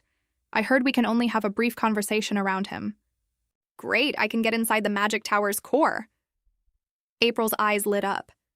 I see. Then let's go together tomorrow, okay? Bleal smiled faintly. Yes, I'm very much looking forward to tomorrow. He stared at her intently. The purpose of coming to the magic tower will soon be revealed, the reason she avoided the Salter envoy. And why is she staying with me? April clenched her fists with an excited expression. Looking forward to what? The magic tower. The next day, they stood there. A white-haired man holding a staff stood majestically in the center of the hall. Welcome, Your Highness Grand Duke Blair. Due to the magic tower's internal issues, we can only meet in a place like this. I apologize. You said there was someone you wanted to introduce to me, is it right? She is a temporary guest at my estate, Bleal answered. He added, she says she has a business proposal for the magic tower. The chairman looked troubled. A business proposal? Thank you for the offer, but all the mages in the magic tower are currently busy with internal matters. April interrupted. That's why I wanted to show you something. April looked at Blair. Your Grace, could you lend me that? April opened the wooden box. Lying quietly inside the box was an exquisite hammer. The mage was shocked. This is a weapon made from partanium ore? April smiled. That's right, I think this item is exactly what the magic tower needs right now. The man looked confused. For the magic tower, partanium ore is a rare ore. But what can the magic tower do with it? April raised the hammer high and smiled brightly. Let me show you. She swung the hammer high, stepping toward the giant blue crystal core in the center of the hall. This is the advice Rupeia gave the magic tower in the original novel, but the master of the tower didn't accept it. April swung the hammer up, smashing it hard against the blue crystal core. A loud crash. The crystal core took a massive hit. April was expressionless, swinging the hammer again. The tower master and another men were absolutely horrified. Their jaws dropped, and Bleal also looked shocked. Cracks appeared on the surface of the core. The cracks spread rapidly. April smiled sweetly. The goal is to destroy it completely. The crowd was in an uproar. The core! The core is broken? We poured so much magic power into it to fix it. Everyone was in a state of panic and confusion. A man stared at the crystal core in astonishment. Stop what you're doing right now. If there's a problem with the core, the magic tower will be affected too. The energy core suddenly vibrated, and fragments flew everywhere. The cracks spread throughout the giant blue crystal core, spreading like a spider web. The crystal completely shattered. The golden frame collapsed, and the energy spiraled out of control. The entire space was engulfed in a blinding blue light. Everything is collapsing in the light. A man in a white robe clutched his staff tightly. People around him looked at each other in shock. Blair's red brooch flashed with an ominous glint. The vibration stopped. The crystal ball atop the staff suddenly shattered. The man in the white robe was shocked. What happened to the core? April emerged from the light, with a mischievous smile. A brand new, giant blue crystal core floated in the middle of the golden ring. The core, it fixed itself. The man in the white robe whispered in disbelief. The flow of magic power has also stabilized, April explained with a smile. The magic tower's core is mutating. You mistakenly thought it was being destroyed and forcefully pumped magic power into it. Instead, that caused the instability in the magic flow. April smiled confidently. She held up the glowing partanium hammer. Now this hammer has completed the core's mutation. There won't be any more problems with the magic tower. The man in the white robe flushed red. The others also looked shocked. It was resolved that easily. How did you know? April's gaze darted away. Because I read it in the original novel. I can't just say that out loud. April rolled her eyes. I heard the voice of the core. Everyone was stunned. The voice of the core. Then this person. The man in the white robe grabbed April's hands. The one who appears once every 1,000 years. The one who listens to the voice of Manus. Thank you. I bestow upon you the title of the Ear of the Magic Tower. I will draft a document and officially send it to the Claytan Empire. The holder of this title can receive free assistance from the Magic Tower 3 times in their life. April's eyes lit up, using high-level magic anytime, anywhere. This is a huge benefit. My lady, could you officially introduce yourself? April looked at Bleal to wait the answer. Well, about that? I can't say I'm the Princess of Solter. I'm supposed to be kidnapped. Actually, this was all Grand Duke Blair's plan. April pointed straight at Blair. It would be better to bestow the title of the Ear of the Magic Tower to him. The man in the white robe suddenly realized. Oh, it's the Grand Duke. I understand. Bleal remained expressionless. The man in the white robe bowed deeply. Thank you, Your Grace. I will serve you in the name of the Ear of the Magic Tower. Please contact me any time if you need assistance. April forced a stiff smile. Bleal looked at her, but she avoided it. That's right. He spoke, then turned on his heel and left. April looked at him awkwardly. Now she chased after Blair. Let's share the privileges of the Ear of the Magic Tower. I only got it because of you. It would be too shameless of me to use it all by myself. We get 3, you take 2, and of course I get 1. Bleal pressed his index finger against the paper, making a soft tapping sound. So that's why you did it. I just borrowed the partanium weapon, that's all. Yes. Oh yes. Bleal leaned in close. How did you know that thing could stabilize the core? April's eyes sparkled. It was the voice of the core. Blair's gaze was as sharp as a knife. Don't lie. April trembled in fear. So scary. This is something I accidentally learned while I was in Salt. When I was acting as Princess Lamia's body double in Solter, I happened to pick up some trivial knowledge. April clasped her hands and smiled brightly. Anyway, the Magic Tower problem has been solved. Thanks to the Magic Tower's printing system, comic books can also be mass-produced. If this business is successful, the investors can make a profit. The authors and I can also earn a profit. April looked so innocent. Isn't this great? Blair's fingers tapped on the desk. Princess, I'm really curious. Blair's fingers toyed with her hair. You were kidnapped and imprisoned in the Grand Duke's estate, yet you've managed to accomplish so much. His gaze fell on April. What did you do in Salt? Why don't you try going back there? Blair's deep green eyes stared at her. April lowered her head. Because I don't want to. Bleal was confused. What? I don't want to be exploited like a slave. I told you I was Princess Lamia's slave. Terrible working conditions, poor benefits, incompetent superiors. April's eyes welled up with tears. And someone like Tamald. They all relied on Lamia's power to bully me. Compared to back then, I'm very happy right now. Bleal watched her quietly. April clenched her fists and smiled brightly. To protect my current life. No, I want to work hard to become a wealthy homebody. I want the comic book business to succeed. She looked up. So, could you please let me stay here? I shared the Magic Tower's privileges with you. We'll also share the comic book profits. Bleal watched her and let a sigh. Is she serious? The title of the Ear of the Magic Tower is indeed a massive privilege. Backed by the Magic Tower, even the royal family can't easily touch her. A massive amount of information from unknown sources, unexplainable powers, rational working methods, and personnel management. She truly is a talent I want to keep by my side. He stared down at her. Do I trust this woman? Blair's lips curled up slightly.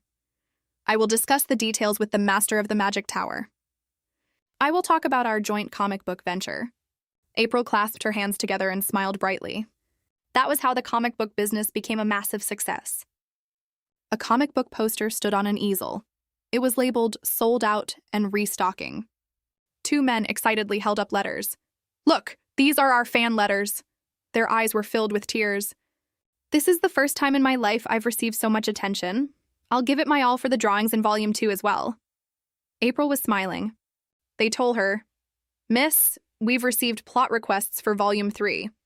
As for the introduction to Volume 2, what do you think of this direction? I want to upgrade my magical items, increase the printing speed." Everything is going so smoothly that make her confused. Sunlight poured through the window. It was blinding. April squinted her eyes. The sun is so bright. Bonita held a tray. "Miss, did you not sleep again today? Are you okay?" "Because the lady's workload has increased, His Highness the Grand Duke granted you this comfortable new bedroom. Isn't it better that it's more spacious and brighter than before?" April sat at her desk. "The room is nice, but the problem is I can barely sleep. Every morning I'm woken up by the sunlight. The old cell was actually better. The sun didn't shine in there at all." April forced a smile. Yeah, thank you. If only the curtains were thicker, that would be great. Even if they aren't as good as the blackout curtains I liked to use in my past life." Yeah, blackout curtains. April was struck with a flash of inspiration.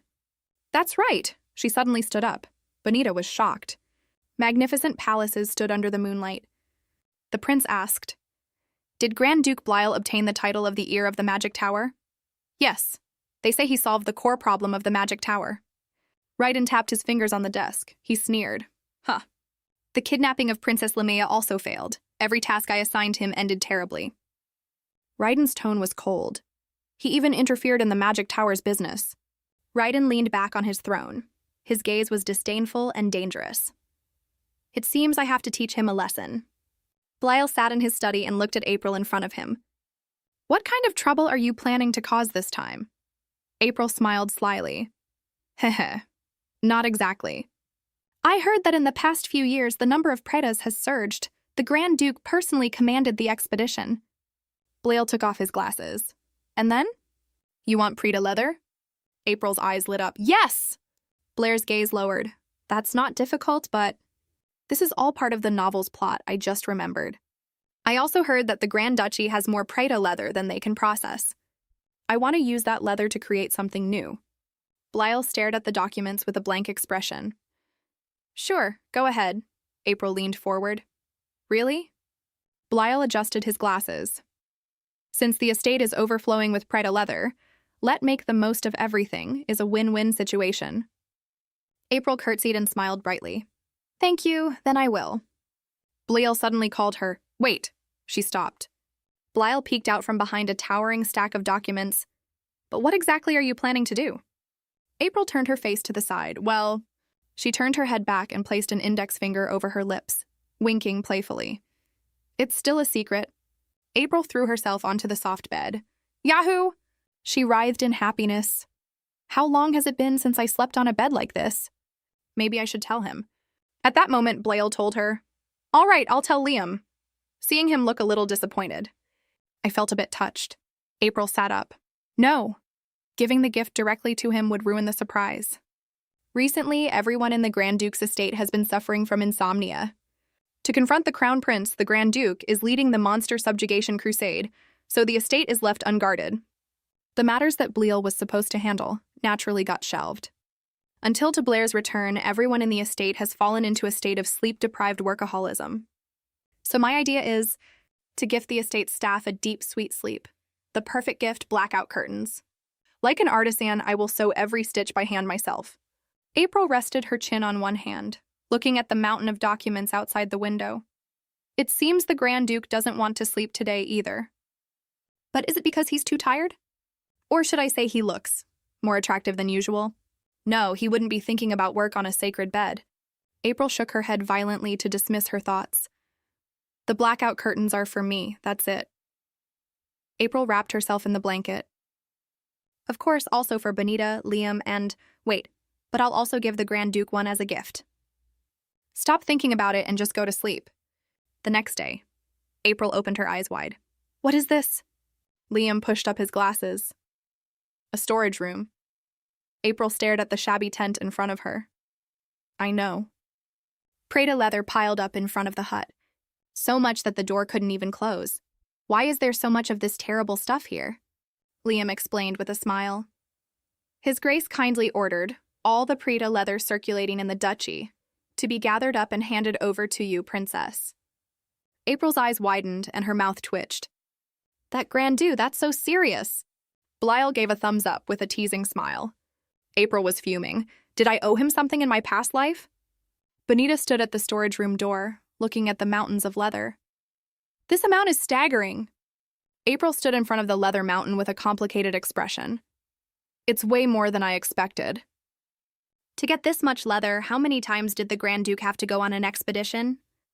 At this rate, hasn't the Grand Duke been doing all the Empire's work himself? A stench hit her nose. April pinched her nose. Ugh, what is this awful smell? That's the smell of Prada leather. Liam pushed up his glasses. These skins haven't been cleaned yet, so these byproducts give off a very strong odor. What are you doing over there all by yourself? Liam shook his head. I have a weak stomach. April turned her head. Benita, yes? April pointed at the leather. Do you know how to turn this pile into fabric? Benita confidently clasped her hands together. Of course, I know a leather crafting expert. Her name is Madame Rainey. She's in Grand Duke Blair's estate. A tailor with craftsmanship second to none. Her fingers are long and elegant. Watching her work is like listening to a harp. April's eyes lit up. Can I meet Madame Rainey right now? Benita happily agreed. Of course. In the living room of Grand Duke Blair's estate, the woman said, Were you looking for me? April stood there nervously. A muscular woman turned around. Miss April, what's the matter? April's face turned pale. Benita. I didn't expect her to be such a talented person. You didn't tell me this. Madame Rainey sat on the sofa with her arms crossed, a stark contrast to the petite April. Don't worry, April clenched her fists. It's just... April's cheeks flushed and she leaned forward. Madame Rainey, I want to entrust you with the Prada leather. Madame Rainey spoke up. I appreciate the offer. Madame Rainey decisively raised her hand, but I must decline. April froze. Why? Madame Rainey sat up straight. There's too much work involved in processing Prada leather, and the compensation is too low. Madame Rainey continued to explain. Plus, it's hot right now, so there's almost no demand. Crafting Prada leather at a time like this, the risk is too high. Madame Rainey bowed deeply. I apologize if you were counting on this. April smiled awkwardly. It's okay. April's smile froze. It's not okay, this is weird, how could this happen? A man named Amma Curtain popped into my mind. He could block out all sunlight. That's the upcoming blackout curtain. April wore a fierce expression and grabbed her hair with both hands in frustration. That's my dream of a comfortable morning without being woken by the sun. I can't give up this easily. April clasped her hands together with a determined look in her eyes. Think of a way. There must be another way. Madame Rainey leaned forward, her gaze sharp. But what exactly are you planning to do with the Prada leather? April's gaze darted away. Curtains. Madame Rainey's eyebrows twitched. What kind of curtains? Madame Rainey rested her chin on her hand. Prada leather is opaque. I thought it could only be used for rugs. April's eyes lit up. This is my chance. I have to convince her now. April straightened up. I want to make blackout curtains that can completely block out the sunlight. April leaned in closer and lowered her voice. And it's a secret. Actually, I'm ordering this for the Grand Duke's estate. April's eyes welled up with tears. She gently tapped the corners of her eyes with her finger. Everyone in the Grand Duke's estate has been so busy lately. I can't sleep well at night. April looked sincere. So I want to make curtains for them, so they can sleep peacefully during the day. Madame Rainey's expression turned serious. Rainey spoke up. Come to think of it, everyone here does look exhausted, however. It's a touching story, but I'm a businesswoman. I have to think about profits. Madame Rainey stood up. Well, please excuse me now. April spoke up. Madame Rainey, you are absolutely right. Madame Rainey stopped. Then how about this proposal? April wore a confident smile on her lips. I will pay more than your most expensive fabric. If you need to work overtime, I will pay you double. Madame Rainey's expression twisted. Her lips pressed into a line. April smiled. If you still refuse this time, April reached her hand out. Then I have no choice but to hand this order over to your competitor. Bonita clasped her hands over her chest. Miss, how could you make such an unbelievable offer? If she works overtime, I will guarantee double pay for her. In all my years in the Empire, I've never heard of a proposal like that. April smiled. Ha, really? This is just basic operations where I come from. Being praised like this makes me a little shy. Bonita looked hesitant. Miss? Bonita looked at April nervously. Can you really afford it? It was an offer that was hard to refuse. Madame Rainey reached out her hand. There's no reason to refuse such a good proposal. I will do my best. Bonita's eyes widened. Are you kidding me? Madame Rainey frowned, but besides that, I'll also need more skilled workers, like tanners, for example. April gave a thumbs up. Yes, ma'am. You can hire anyone you want. Bonita stepped closer to April. This is what you said. Miss, you are currently a prisoner, and you are completely penniless. How are you going to pay for that? Don't tell me you're making promises without any plan. April wiped a smudge of blood from the corner of her mouth. Don't worry, Bonita. A sparkle glinted in April's eyes. I have a plan. This morning, the sky was clear. A knock on the door. Liam was sitting at his desk. Come in. April poked her head through the crack in the door, with a bright smile on her face. Hello, Liam. She stepped into the room, seeing Liam drowning in a mountain of documents. The smile on her face froze instantly. It's even messier in here than the Grand Duke's office. Liam flipped through the stack of papers. I have to report to the Grand Duke immediately, so I can't stop now. Please excuse me, forgive me for saying this. April had sweat on her forehead. Yes, you look busy. Liam shook his head. Not busy at all. Just reviewing comic book distribution contracts, handling interview requests, also finishing tax declarations and closing the books. And most importantly, I was collecting Preda leather all night. Liam forced a strained smile on his lips. I'm not busy at all. April was shocked. He's telling me to get out of here once we're done talking business. She clenched her fists. Then I'll get straight to the point. April jumped onto the desk, pointing a toy gun at the man. Pay me. Liam adjusted his monocle. What money? April gritted her teeth. The money I legitimately earned from the comic book profits, my money. Liam looked confused. You mean the royalties? April's eyes lit up. Yes, exactly. Can I get it right now? Of course, Princess. Liam's gaze sharpened. What do you suddenly plan to use it for? April was a bit nervous.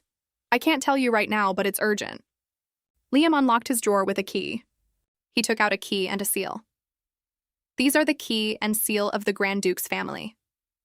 Liam handed them to April. Take this to the Pascal Merchant Guild, and they will assist you. What? April was stunned. Wait, am I supposed to go alone? Liam turned around. Yes, as you can see, I can't leave my desk. Liam added, if you don't want to, we could go together after I finish my work. April forced a stiff smile. Ha. In the carriage, Bonita clasped her hands, her eyes sparkling.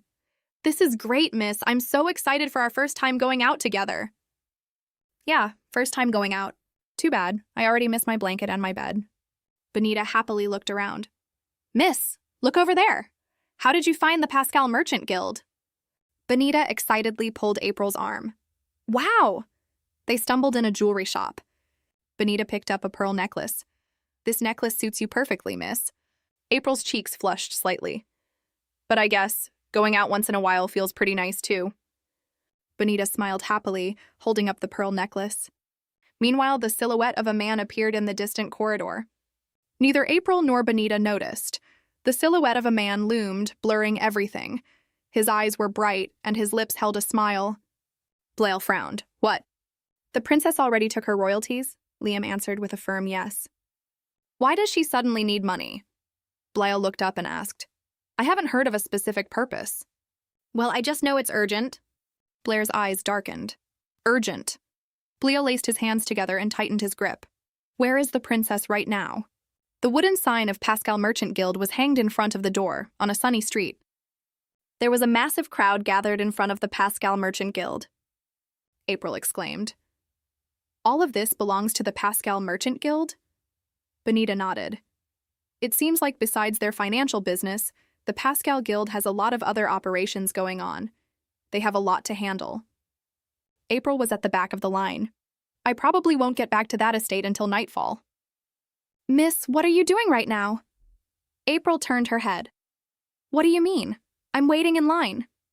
Benita pulled April. We don't need to wait in line. A guard stopped them. Do you not see the people waiting in line behind you? If you want to go inside, go to the back of the line first. Benita took out the key and seal. I want to retrieve something stored here. This is... A man looked at the small blue key. The man bowed slightly. Apologies for making you wait. Please follow me. April's eyes widened. Oh my God. This is simply VIP treatment in a shopping mall. The man led April and Benita down the stone steps. Torches blazed on the walls. April followed the man. This is going down. How much further do we have to go? They arrived in front of a heavy double door. Several guards stood watch. The man opened the door. A heavy metallic clunk echoed. The man and April walked toward a giant door.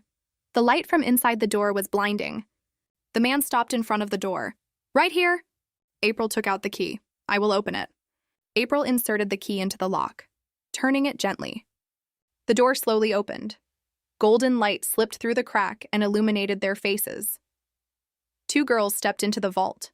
All you could see were mountains of gold coins and gold bars. April's blue eyes widened in astonishment. I expected the royalties to be huge, but I didn't expect it to be this much. The endless wealth in the vault reflected a blinding light. It almost hurt my eyes. April suddenly snapped out of it. Benita! April held the gold coins with both hands, her eyes sparkling.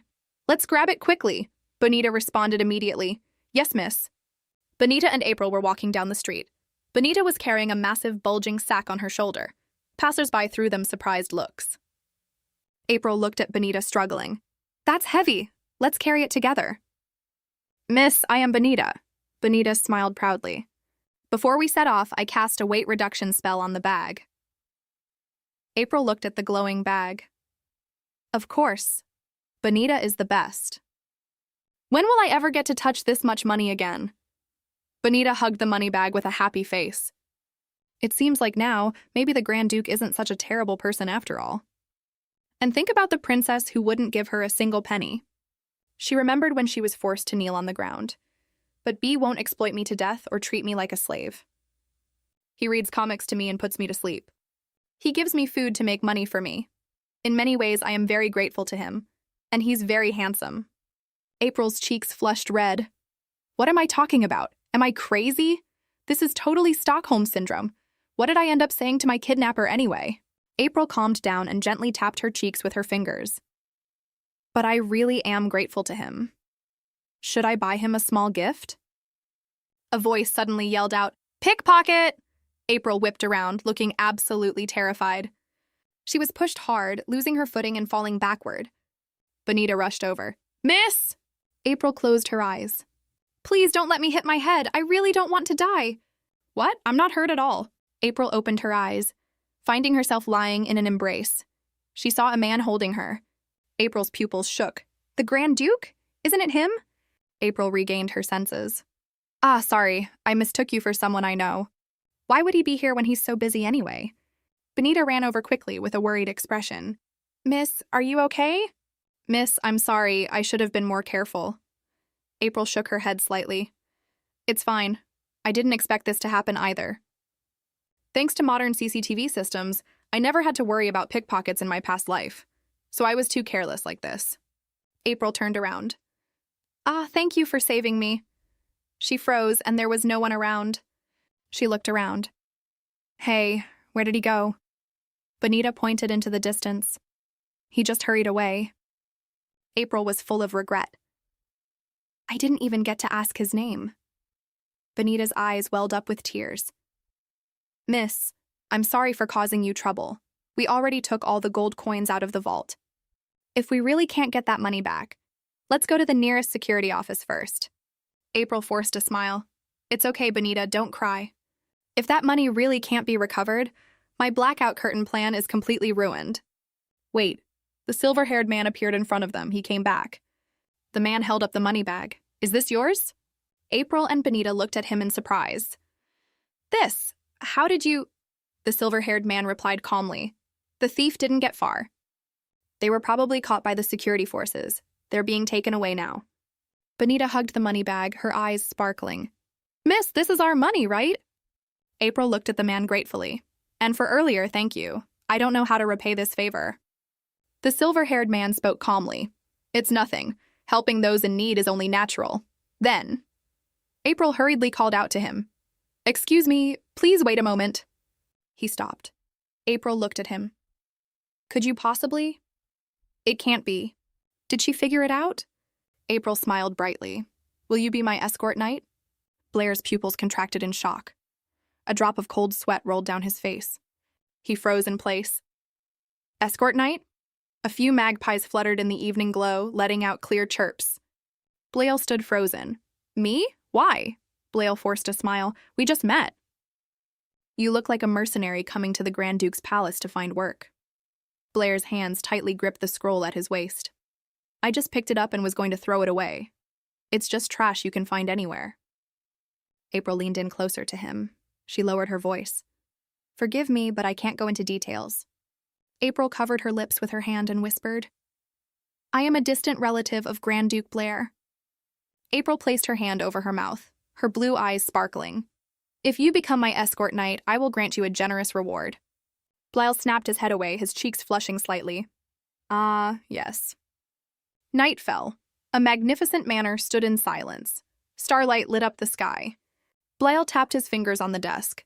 He leaned back in his ornately carved chair. Liam bowed. My lord, are you all right? Blair lowered his eyes. A lot of things happened to me. Liam continued his report.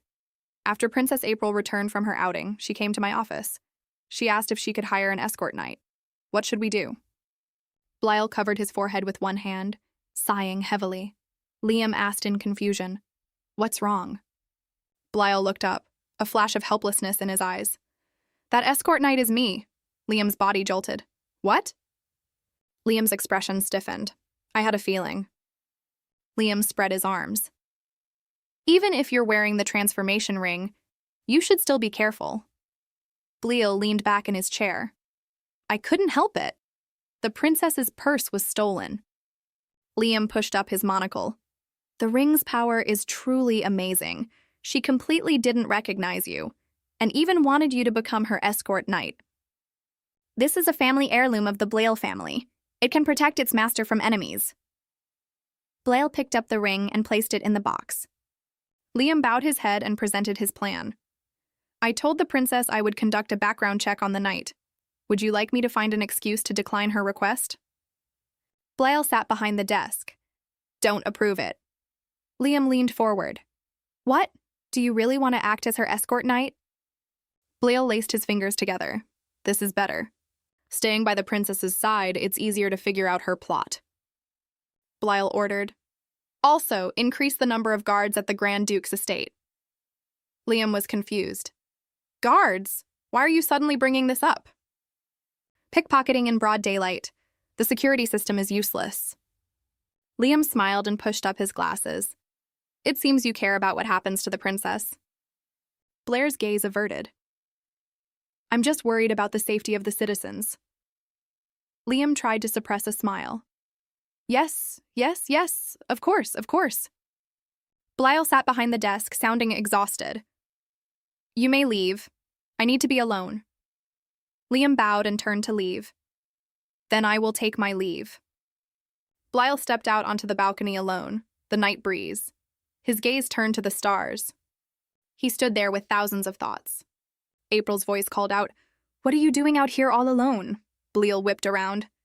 April stood there smiling brightly, like a blooming white flower. Blair looked at her. I could ask you the same question. Your Highness, why are you here? Blair turned sideways.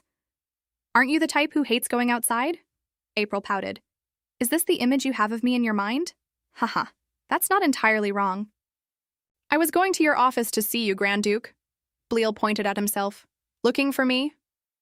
April made a cat paw gesture with her hands and smiled mischievously. Seeing you sitting here all alone, I just came to bother you. Blair looked at her. What do you want from me? April looked sincere. I want to thank you. I heard from Liam. You personally attended to the Soldier citizens near the border, arranging food and supplies. That was a promise I intended to keep. April smiled. But I didn't expect you to be so thoughtful. Thank you. Could you lend me your hand? Blyle held his hand out. Lately, you keep demanding to hold my hand. Why is that? April smiled. Close your eyes. Blyle smiled helplessly. You always make me do weird things. He gently closed his eyes. You can open them now. Blyle opened his eyes. A carved wooden box sat obediently in the palm of his hand. I hope you like it. Blyle held the box. Is this a bribe? April covered her mouth with her hand, looking shocked. What bribe? Blair's eyes were filled with inquiry. Wanting me to approve your request to hire an escort knight? Isn't this a bribe? April smiled and shook her head. Ah, did you hear what Liam said? He's an honest person. I can vouch for him. Blair's gaze swept over her eager face. It seems you trust him too easily, just because he caught a thief. April froze. Ah, you don't even know his background. Blair's voice turned serious. Princess, you trust others too easily. Sometimes you look very smart, but sometimes you're surprisingly careless. April's smile vanished. But Grand Duke, how did you know my purse was stolen? Blyle stiffened. He looked away. I heard what Liam said. A clumsy princess. Maybe she really does need an escort knight. Blyle gently pushed April away. I've approved it. You may leave. Let me grieve here alone for a moment. April stopped. Well, wait a minute. I never mentioned the pickpocketing incident to Liam. Maybe you heard it from Benita. She ran off really fast. Blyle stood alone on the balcony. He opened the box. A brooch inlaid with a giant emerald rested obediently inside. Blyle picked up the brooch and the corners of his mouth lifted. Your taste isn't too bad. 1 week later, the lavish interior. Blair's gaze was ice cold. He let out a low growl. Who dared to touch my bedroom without permission? A maid trembled and bowed her head. I'm sorry, my lord. Blyle ordered. Bring Princess April to see me. Blair's eyes flashed with a purple glint. He gritted out each word. Right now. Look back some minutes before. A curly-haired maid curtsied slightly. My lord, lunch is ready. Blyle rubbed his forehead wearily. Sorry, I won't be eating today. I haven't slept for several days. The maid curtsied. Yes, I understand. Then she turned and left. Blyle stood up, striding down the corridor. He suddenly stopped, his gaze sharp. Blair's eyes were cold and full of killing intent. Who dared to touch my room without permission? The maid bowed deeply. I'm sorry, master. Because you haven't been sleeping, Miss April said it was a gift she prepared herself. I thought it would help you, so I took it upon myself to make that decision. I'm truly sorry. Blyle looked down at her. Bring Miss April to see me. Blair's pupils suddenly contracted. There was suppressed anger in his voice. Right now, immediately. Benita clasped her hands together. Oh my God, it feels like nighttime. April smiled. Right, because the curtains are made of leather. They block out the sunlight perfectly. Madame Rainey stroked the dark curtain. Each one has a different pattern. No two designs are the same. April smiled with satisfaction. It's too charming. Yes, I love it. It's all thanks to you, madame. Madame Rainey waved her hand. Don't be so modest. I just followed orders. Everything was under the lady's instructions. Madame Rainey spoke excitedly. Oh, did you gift the sample I sent over last time? April smiled and nodded. Yes. April gave 2 thumbs up. Thanks to you, only then could I give the gifts to the people who need them first. Speaking of which, the Grand Duke hasn't said anything. Is he still too busy with work? Madame Rainey spread her arms wide. The light gathered behind her back. Regarding this, my lady, I have a proposal. What do you think about starting a business with this together? April's eyes widened instantly. Starting a business? Madame Rainey placed a hand on her chest. Yes. I think outside of the people in the Grand Duke's estate, there would be many more who'd love to use these. Madame Rainey continued. Laundries and sample makers are rushing to buy them. It seems the market demand is huge. April's expression stiffened. Actually, I didn't want to take on any more work. Madame Rainey pressed on. Amassing enough gold with the profits from selling curtains, living a comfortable life would be so easy. April suddenly clenched her fists. I agree. Of course I agree. April waved her hands awkwardly. I mean, there's still a lot of leather left anyway. It would be a waste if you just threw it away. A chance that could buy you lifelong freedom. Why not take a little risk right now? April turned around, determination shining in her eyes. April was highly excited. I've worked before. I'll just treat this as getting 50 years of work done all at once. A voice called out, Miss April. April was a bit confused. Yeah? The headmaid lifted her dress, running in a panic. The headmaid? Why is she so anxious? April looked confused. It's just an invitation to lunch. Do I really need to dress like this? April looked in bewilderment at the dress in front of her. Bonita held up a blue dress. Of course. It is royal etiquette to dress formally when invited to dine. What a tiring custom. But why did he suddenly invite me to lunch? Bonita clenched her hands. Perhaps the Grand Duke received the blackout curtains you gave him, and was deeply moved. April's gaze shifted away. Really? But still, why do I feel so uneasy? The candelabras stood still with a soft glow. April lifted her dress and curtsied slightly. Thank you for inviting me to lunch. Blyle sat at the end of the long table, raising his hand emotionlessly to gesture. Have a seat. April walked up to the table. The dining table was filled with surprisingly lavish dishes. This is... April's cheeks flushed slightly. Too extravagant. Blyle looked serious. The clinking of knives and forks. Why is the atmosphere so serious today? April held her fork. It's making me nervous for no reason at all. Blair's voice rang out. Is the food to your liking? April forced a smile. Ah, yes, it's very delicious. But, may I ask why you called me here today? Blyle put down his knife and fork. Is this meal enough to repay that gift? April was thrilled. Bonita was right. He really liked the gift. She said with a smile, It's great that you like it. I hate it when anyone enters my bedroom. Blair's gaze was ice cold. From now on, you are not allowed to touch my things without permission.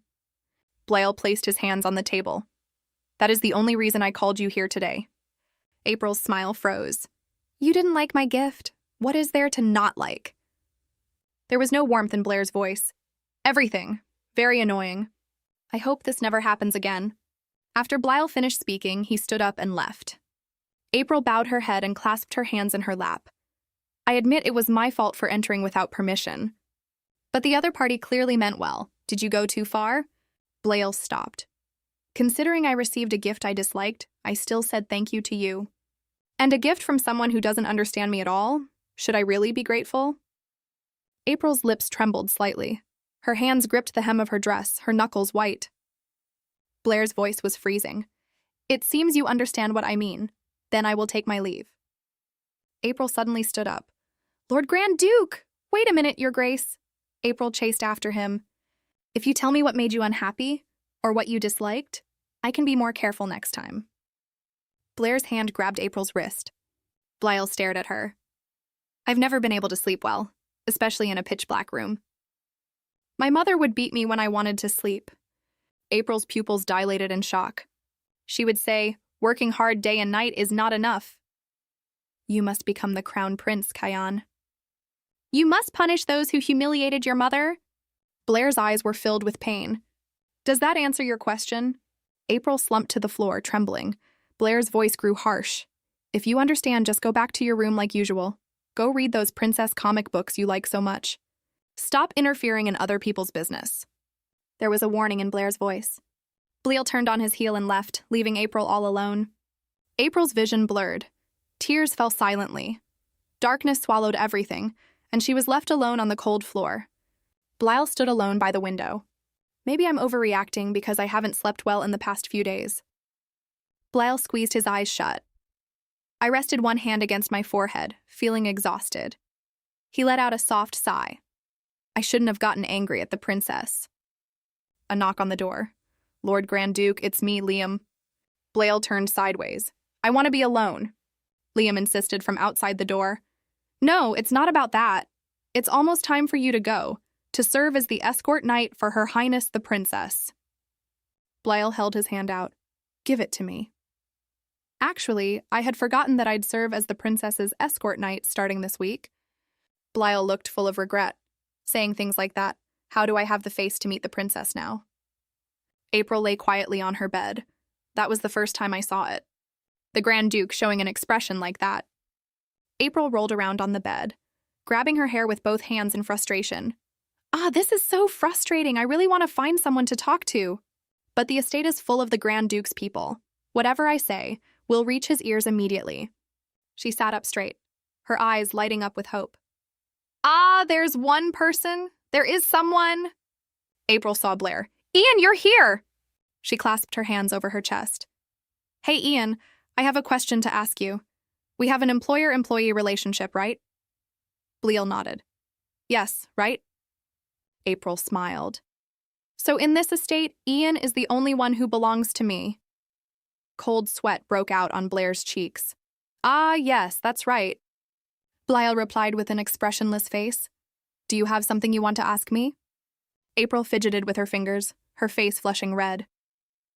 Actually, I accidentally made a mistake towards someone today. That man is very angry. April lowered her eyes. I want to reconcile with him, but I don't know what to do. Bleal looked confused. Just hearing her say that, I really don't understand what she means. April squeezed her eyes shut and smiled brightly. It's like this. Sunlight streamed through the high windows, illuminating the gorgeous chandelier. It's like this. I wanted to help the Grand Duke cure his insomnia and ask for his forgiveness. April's expression grew depressed, clasping her hands in front of her. But his aide said he can't sleep if there isn't any light at all. Something that can completely block the light, a way to keep the room from being pitch black. April looked at Bleal expectantly. Do you know what it is? Bleal turned sideways. I can't think of any good solution, unless it's the stars or the moon in the night sky. Otherwise, it would be very difficult. April grabbed Blair's hands. Stars or the moon. A flash of inspiration lit up April's eyes. That's it. She held up one finger, finding her inspiration. April squeezed Blair's hands tightly. Thank you, Ian. She smiled brightly. Thanks to you, I just had a great idea. Blair's heart skipped a beat. Ian, April grabbed his hands. Can I ask you to work overtime today? Bleal looked shocked. Overtime? April held up 3 fingers, winking playfully. I'll count it as special overtime and pay you triple. The setting sun dyed the forest, an interwoven patch of gold and crimson. Bleal drew his sword from its sheath, a glint flashing. He quickly slashed through the vines in front of him. Let's go. April opened the map. Thanks, Ian. April studied the map carefully. It should be around here. Bleal looked at her. Miss? You said you found something that could cure insomnia, but why are we suddenly up on a mountain? April put the map down. The thing that can cure insomnia is on this mountain. Ian, have you ever heard of luminous fireflies? Bleal nodded. I've heard of them. They live deep in the forest near water sources, and it's a rare bug. It has a glowing liquid on its tail, right? April smiled brightly. Yes, exactly, Bleal asked. So what are you going to do with that bug? April explained. That bug emits a blinding light at night. I'm going to use its glowing liquid to paint stars on the blackout curtains. April looked up, her eyes sparkling. Simply put, they're glow-in-the-dark stars. It was you, Ian, who mentioned the stars and the moon. That's when I came up with this idea. April continued. Even though it's hard to get, I heard some artists use this liquid to paint. I met him before when I was buying paintings for Lamia at the palace. I didn't expect Lamia to be useful at a time like this. This way, even if the curtains block the light, the room won't be completely pitch black thanks to the glowing stars. It will definitely cure the Grand Duke's insomnia. The corners of Blair's mouth lifted slightly.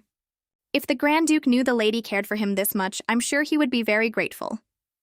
He looked up at the sky. Miss, let's give up for today. It's been a few hours already. April turned around and kept walking deeper inside. I'll head down after searching for just a little while longer. Ian, you head down first. Bleal reached out his hand. That kind of firefly lives deep in the forest. Very few people have ever seen it. That's enough. We'll search together tomorrow. April looked up. But the map clearly shows it's right nearby. Just the moment she said, her foot slipped and she lost her balance. Blair's pupils suddenly contracted. Miss! He reached out his hand in terror. April fell off the cliff. A scream tore through the night sky. Blyle jumped down without hesitation, holding April tightly, using his own body as a cushion, crashing hard into the ground. Blyle stood up and looked at her worriedly. "Miss, are you okay? Are there any injuries?" He squeezed his eyes shut, a few scratches on his face. "See, I just told you it was dangerous here. Let's head back." Before he could finish speaking, April suddenly stood up. "Miss!" April called him. "Ian!" A bright smile bloomed on her face. "We finally found it." Blyle stared at her blankly. In the atmosphere around them, countless specks of light floated in the air. April's voice was filled with wonder. "They're fireflies!" Deep in the dark forest, countless points of light rose like stars, illuminating the night. Cold sweat broke out on Blair's cheeks. His eyebrows furrowed, and his expression froze. "What is this?" Blyle looked at the curtains, sparkling green star patterns densely covering the thick fabric. They were blackout curtains, with glow-in-the-dark stars painted on them. April smiled brightly. "This is the gift I prepared, to apologize for what happened yesterday. Even if you draw the curtains, the glowing stars will still float around. The room will be very bright."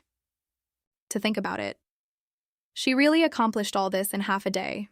She must have worked hard without sleeping after returning from the forest. Blyle stayed silent. His heavy gaze fell on April. April gripped the curtains, looking a bit insecure. "If you don't like it, I'll take it back." Blyle looked at her calmly. "For the princess's sake, I'll give it a try." April's head snapped up, her eyes lighting up instantly. "Really?" April lifted her dress and bowed deeply. "I really hope you like this gift." Blyle stopped April as she was about to leave. "Hey, princess!" April looked back, a hint of surprise in her eyes. "Yes?" Blyle's cheeks immediately flushed red. His gaze darted away. "Thank you." April's expression stiffened. She tilted her head slightly. "Thank you?" Blyle stood stiffly. He stuttered and asked, Do you like eating meat?" April's eyes lit up. She answered without hesitation. "Ah, yes, I love eating meat. I prefer meat over seafood." Blyle brought his hand up and rubbed his lower lip, his gaze softening. "Really? Then I'll have someone prepare meat for tonight." April's blue eyes suddenly widened.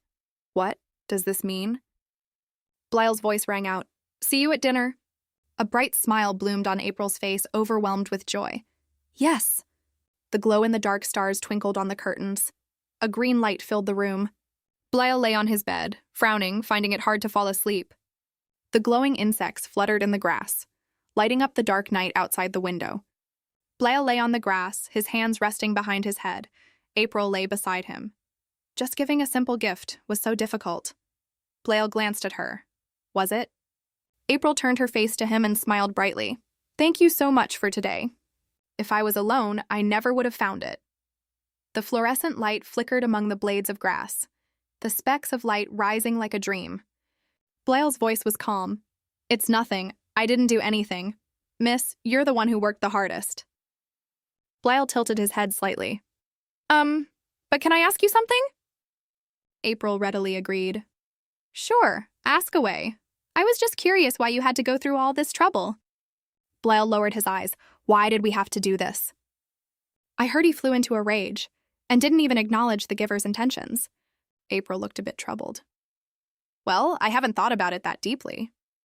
At first it was like seeing myself in the past. So I thought, maybe out of pity. But thinking about it more carefully, I've received so much help. I also wanted to repay him in some way.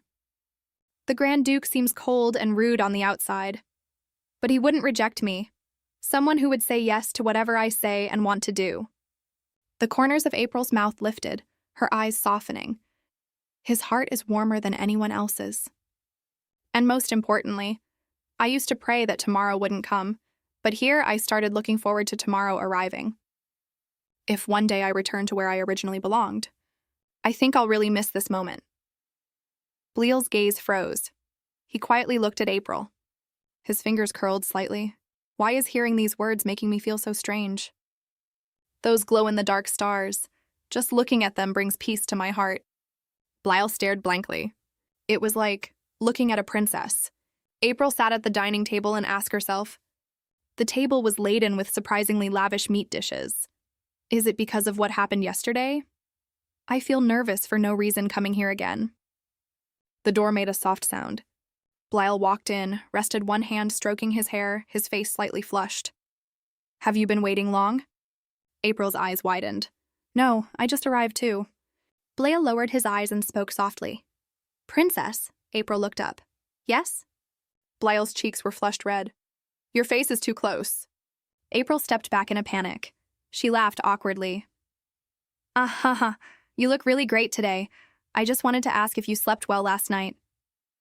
Blyle cleared his throat, turned away, his eyes darting around. The blackout curtains aren't bad. Blyle's cheeks flushed pink. He spoke softly. It's been a long time since I've woken up. I had a peaceful sleep. April's smile bloomed like a flower. That's great. April's gaze fell on Blyle's chest, the sparkling emerald brooch. Speaking of which, he's also wearing the brooch I gave him. Blyle's expression looked a bit unnatural. You gave me to wear it? April's gaze softened. It suits you. He walked toward the table. I'm hungry. He pulled out a chair for April.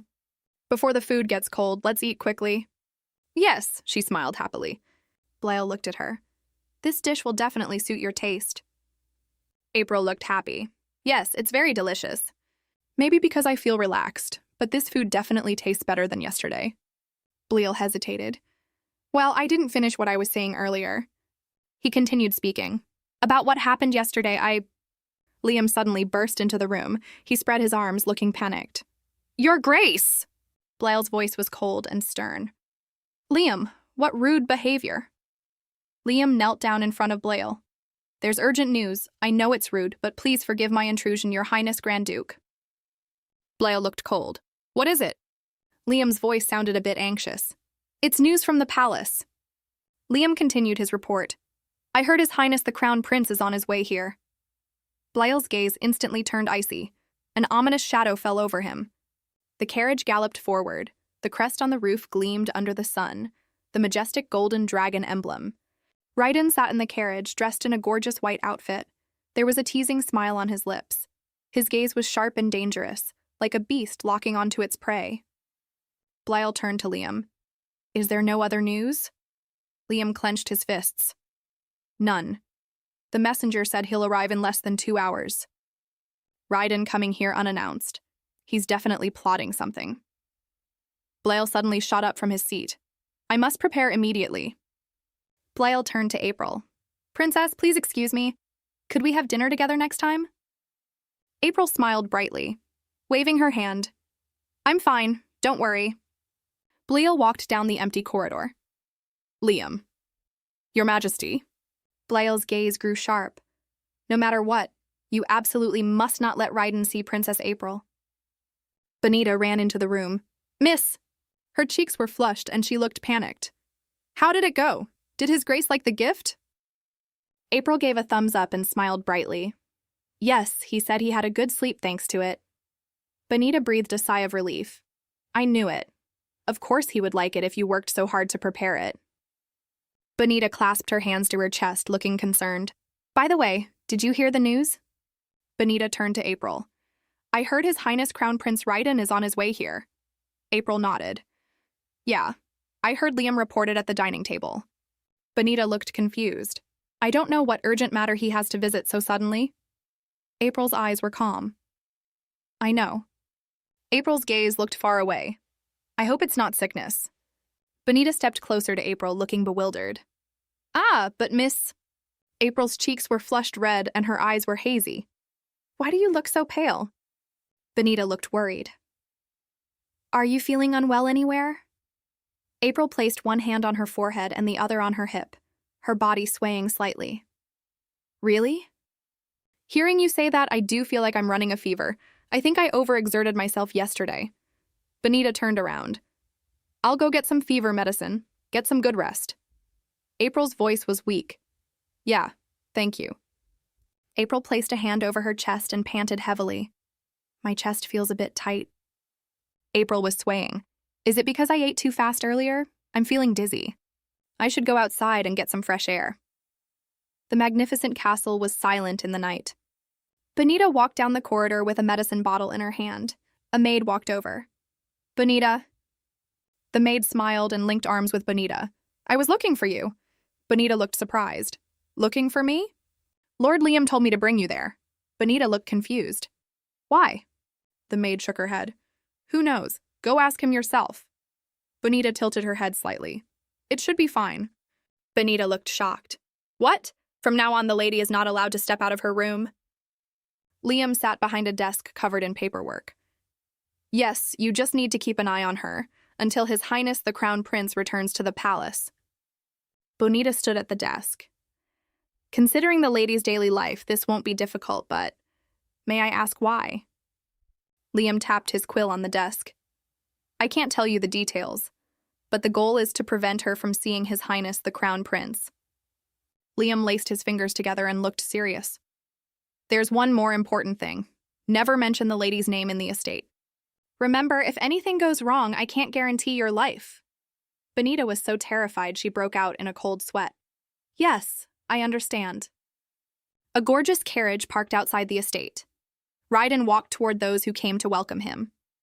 "Greetings to His Highness the Crown Prince."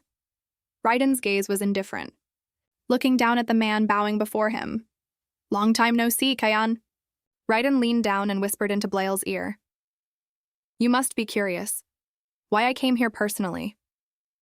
Ryden's eyes burned intensely. The business with the magic tower, to all the useless things you've been doing. "Seeing how busy you've been, I came here personally." Ryden placed his hand on his brother's shoulder. "It's too late today. I'll stay the night here." Ryden ordered. "Lead the way." Blaile gritted his teeth, his eyes burning with anger.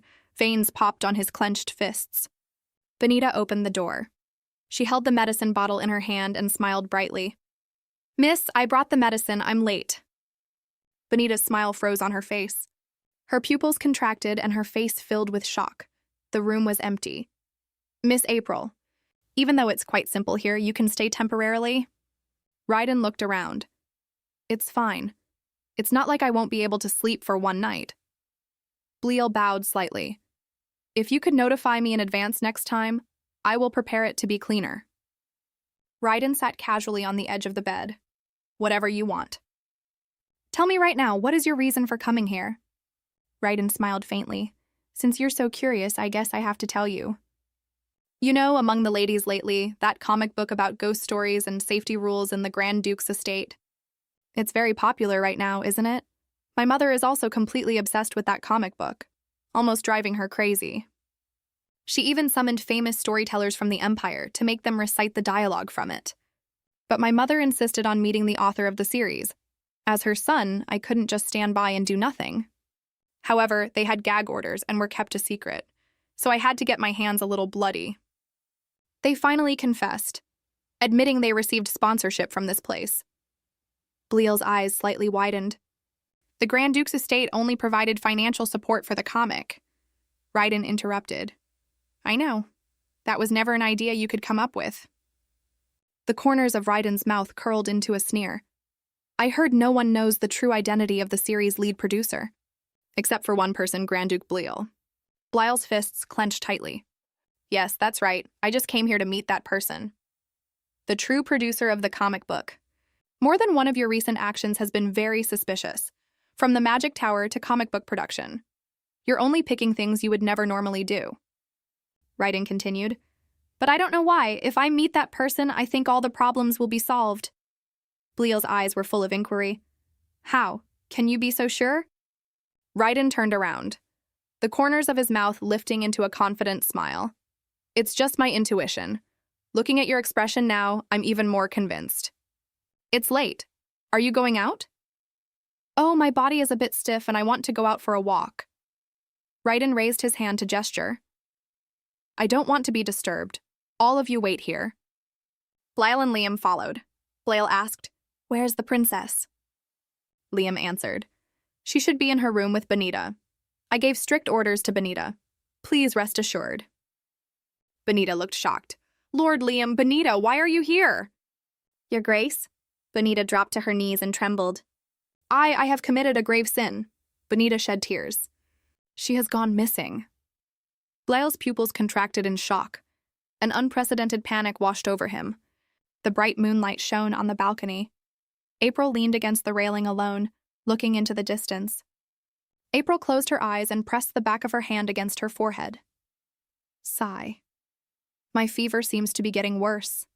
Time to go inside and rest. The door opened. Raiden stood there. Huh? Who's there? April turned around. Raiden looked down at her indifferently. State your name and identity. April looked carefully. I've never seen this man in the estate before. Looking at this outfit and tone, could it be Crown Prince Raiden?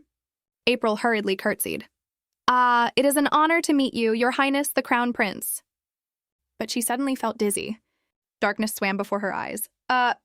April's body went limp and she collapsed forward. The head maid ordered. Search thoroughly without missing any blind spots. Yes, I understand. Blaile slammed his hand on the desk. How could she be in this small house but you can't even find out? I'm terribly sorry. But could the princess have gone outside? Blaile shook his head. If she went outside, at least one knight would have seen her. She's definitely still in the estate. Blaile's jaw tightened. We must find her, before anyone else does, before Raiden runs into her. Liam reported to Blaile. She's not in the library. Blaile ordered his subordinates. If she's not there, check the rooftop. A voice called out from behind. What are you all looking for this late at night? Blaile whipped around and saw Crown Prince Raiden. You're not asleep yet? There was a teasing smile on Raiden's lips. Are you looking for a woman? Raiden's smile grew wider. If so, I can help with that. Where is she right now? Raiden waved his hand. Wow, calm down. Look at your expression. It's like you're about to lunge at me any second. Blaile gritted his teeth. I asked you where she is. Raiden lowered his head and chuckled. Then he clutched his chest with one hand and laughed uncontrollably. Look at your beastly expression, long time no see. Raiden reached out and patted Blaile's shoulder. She's in my room right now. Blaile shoved his hand away. If you dare lay a finger on her, I will never let it go. Blaile turned his back and ran to Raiden's room. Damn it, so blatant. Raiden's eyes flashed with amusement. Now I'm really interested. Blaile strode forward, pushing open a door. He walked toward the bed. April was lying there. Her cheeks flushed red, breathing heavily. Back to the moment before, Raiden's voice rang out from behind. I told you she was in my room, safe and sound. Blaile roared. What did you do to the lady? Blaile grabbed Raiden by the collar. Raiden's face darkened instantly. Blaile, you've got a lot of nerve. Raiden's voice was freezing. How dare you yell at me, the Crown Prince? Raiden's eyes were filled with killing intent. It seems you truly aren't afraid of death. Liam rushed over. Lord Grand Duke. Benita also ran in. Miss! Liam lunged forward and pulling Blaile away. Your Highness, please calm down. What are you doing? Liam bowed deeply to Raiden. Please use your Crown Prince's generosity to forgive my master's rudeness. But when he looked at April on the bed, he asked, But why is the lady here? Raiden adjusted his collar. She passed out on her own. I just moved her back to my room. Raiden added, A doctor already took a look, and it seems she overworked herself. Blaile clenched his fists, his nails digging into his palms. It's all my fault. If the princess hadn't made those curtains for me. Liam turned to Raiden. I'll call a knight to take her away right now. Blaile stood by the bed and raised his hand to stop him. No need. Blaile leaned down. He gently picked April up. I will take her back myself. Blaile bowed his head and apologized. I apologize for my rudeness to you today. No matter what punishment you dish out, I am ready to accept it. Raiden looked at him with disdain. You've committed a serious crime today, but thanks to you, I got to watch a good show. I will use my generous heart to forgive you this time. Blaile nodded slightly. Then I will take my leave. Blaile turned on his heel and left. Benita and Liam followed. Raiden touched his chin. Seeing Blaile lose his cool, getting so agitated like that, they're clearly not just acquaintances. Raiden's gaze grew sharp. Is that girl the person in charge of the comics? Or Blaile's secret lover? Whichever it is, it's equally interesting. There was a teasing smile on Raiden's lips. But that girl, she feels strangely familiar. Blaile and Liam stood by the bed. Benita was sobbing. Miss, Liam spoke to Benita. Benita, your punishment will come when the princess wakes up. Blaile's voice was low. Don't blame poor Benita. Blyle gently wiped April's forehead with a damp towel. Today's mistakes are all my fault. Everyone, please go back to your rooms and rest. Liam hesitated to speak. But, Blyle continued, I think this will ease my guilt a little bit. I'm counting on you. Then he bowed his head. Yes, I understand. I will take my leave. Then he turned and walked away. The door closed gently. Blyle leaned down and stared at the sleeping April. April, please get well soon. His gaze was gentle and focused.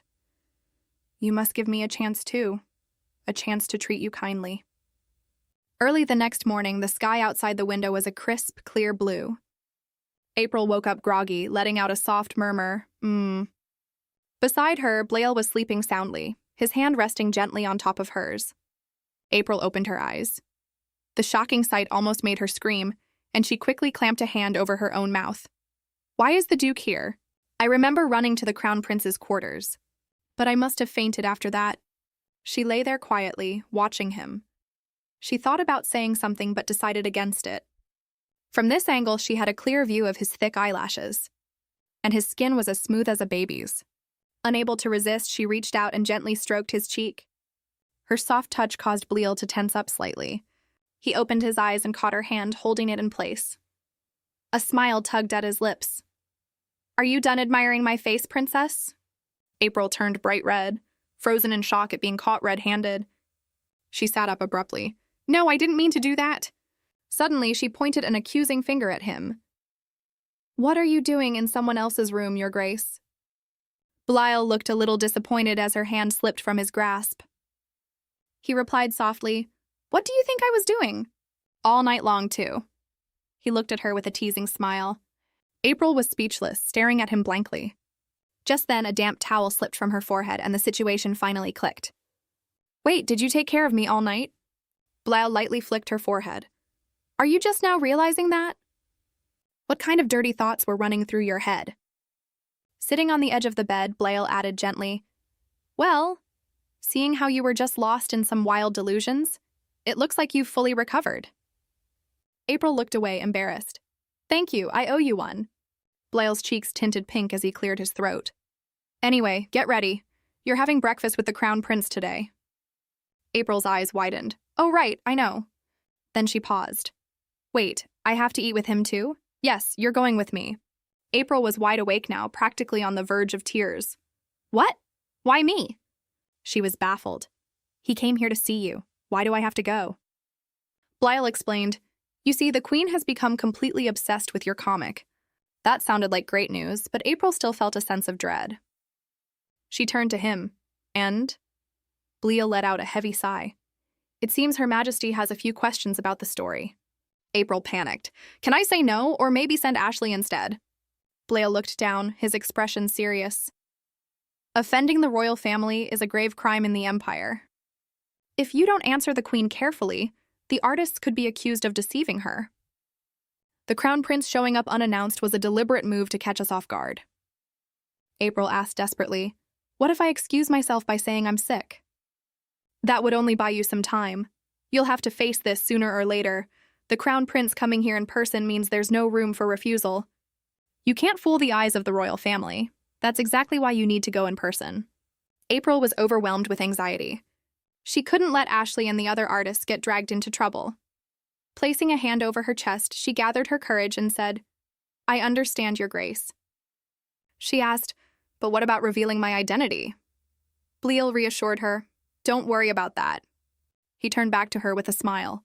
I have a plan. Finally, the moment of truth arrived. April spoke up. I apologize for my delay in presenting myself. Blyle gestured toward her and introduced, She is a distant relative of mine, April Sugar. April wept internally. He said he had a plan, and it was just changing my last name, changing it from Salt to Sugar. The Crown Prince crossed his arms and sighed. A distant relative, you say? Blyle's voice was rigid. Is there a problem with that? The Crown Prince shot them a sideways glance. Considering I saw this lady sleeping in my bed last night, I assumed the two of you had a rather special relationship. April froze. I was sleeping in the Crown Prince's bed? And wait, did the Duke really grab the Crown Prince by the collar? She cringed as she pictured how the whole thing must have played out. Did they fight over me? Like one of those typical female leads in a romance novel? She decided to interrogate Bonita about the details later. First, she needed to offer a formal greeting to the Crown Prince, pasting on her most polite, friendly smile. April held the edges of her dress and gave a slight, respectful curtsy. "I greet your Royal Highness, the Crown Prince." In stark contrast to the smug attitude he had towards his younger brother, Raiden looked at April with absolute gentleness. He smiled. "I saw your sleeping face yesterday, but it is truly a pleasure to officially meet you like this." He extended a hand toward her, then paused as if suddenly remembering something. "But has the person I actually came to see not arrived yet?" Blail gestured to her. "This is her. Miss April is the lead producer." Looking completely unsurprised, the Crown Prince murmured, "Is that so?" April kept quiet, swallowed by her own anxiety. Raiden gestured grandly to the table. "Come now, take a seat. Let's eat and have a chat." As he skillfully sliced into a premium cut of steak, the Crown Prince looked incredibly mild-mannered and pleasant. April couldn't help but wonder. Between this and his calm demeanor yesterday, he really didn't look like a psychopath at all. But she had read the original story. She knew that behind that beautiful exterior hid a truly wicked personality. It was no wonder the readers had dubbed him a psychopath. The Crown Prince was Blail's older half-brother, and he was completely paranoid that his younger brother was plotting to steal the throne. Because of that, their relationship had never been good. Is that why the Duke is acting so much stiffer than usual right now? She watched the two of them, lost in her thoughts. Meanwhile, Raiden was observing her with amusement, his crimson eyes gleaming. He finally spoke up. "You are the content producer of the comic, correct?" "Yes, Your Highness." "I have quite a few questions for you. However, there is someone else who is far more eager to speak with you, so I will step aside for now." The Crown Prince placed a letter on the table. "This is an invitation from the Queen. She has personally invited you, the director of the comic, to the palace." April panicked. "The palace? What palace? This wasn't part of my plan to live a quiet homebody life." The Crown Prince gave finality to his words. "Let's finish our conversation at the palace." Blail's eyes darkened. The Crown Prince added one last thing. "Make sure to prepare everything thoroughly." "Are you ready?" He flashed a bright, victorious smile. April gripped her fork, staring blankly. How did it come to this? She sat there, stunned. Things are escalating way out of control, and it's definitely not just my imagination, is it?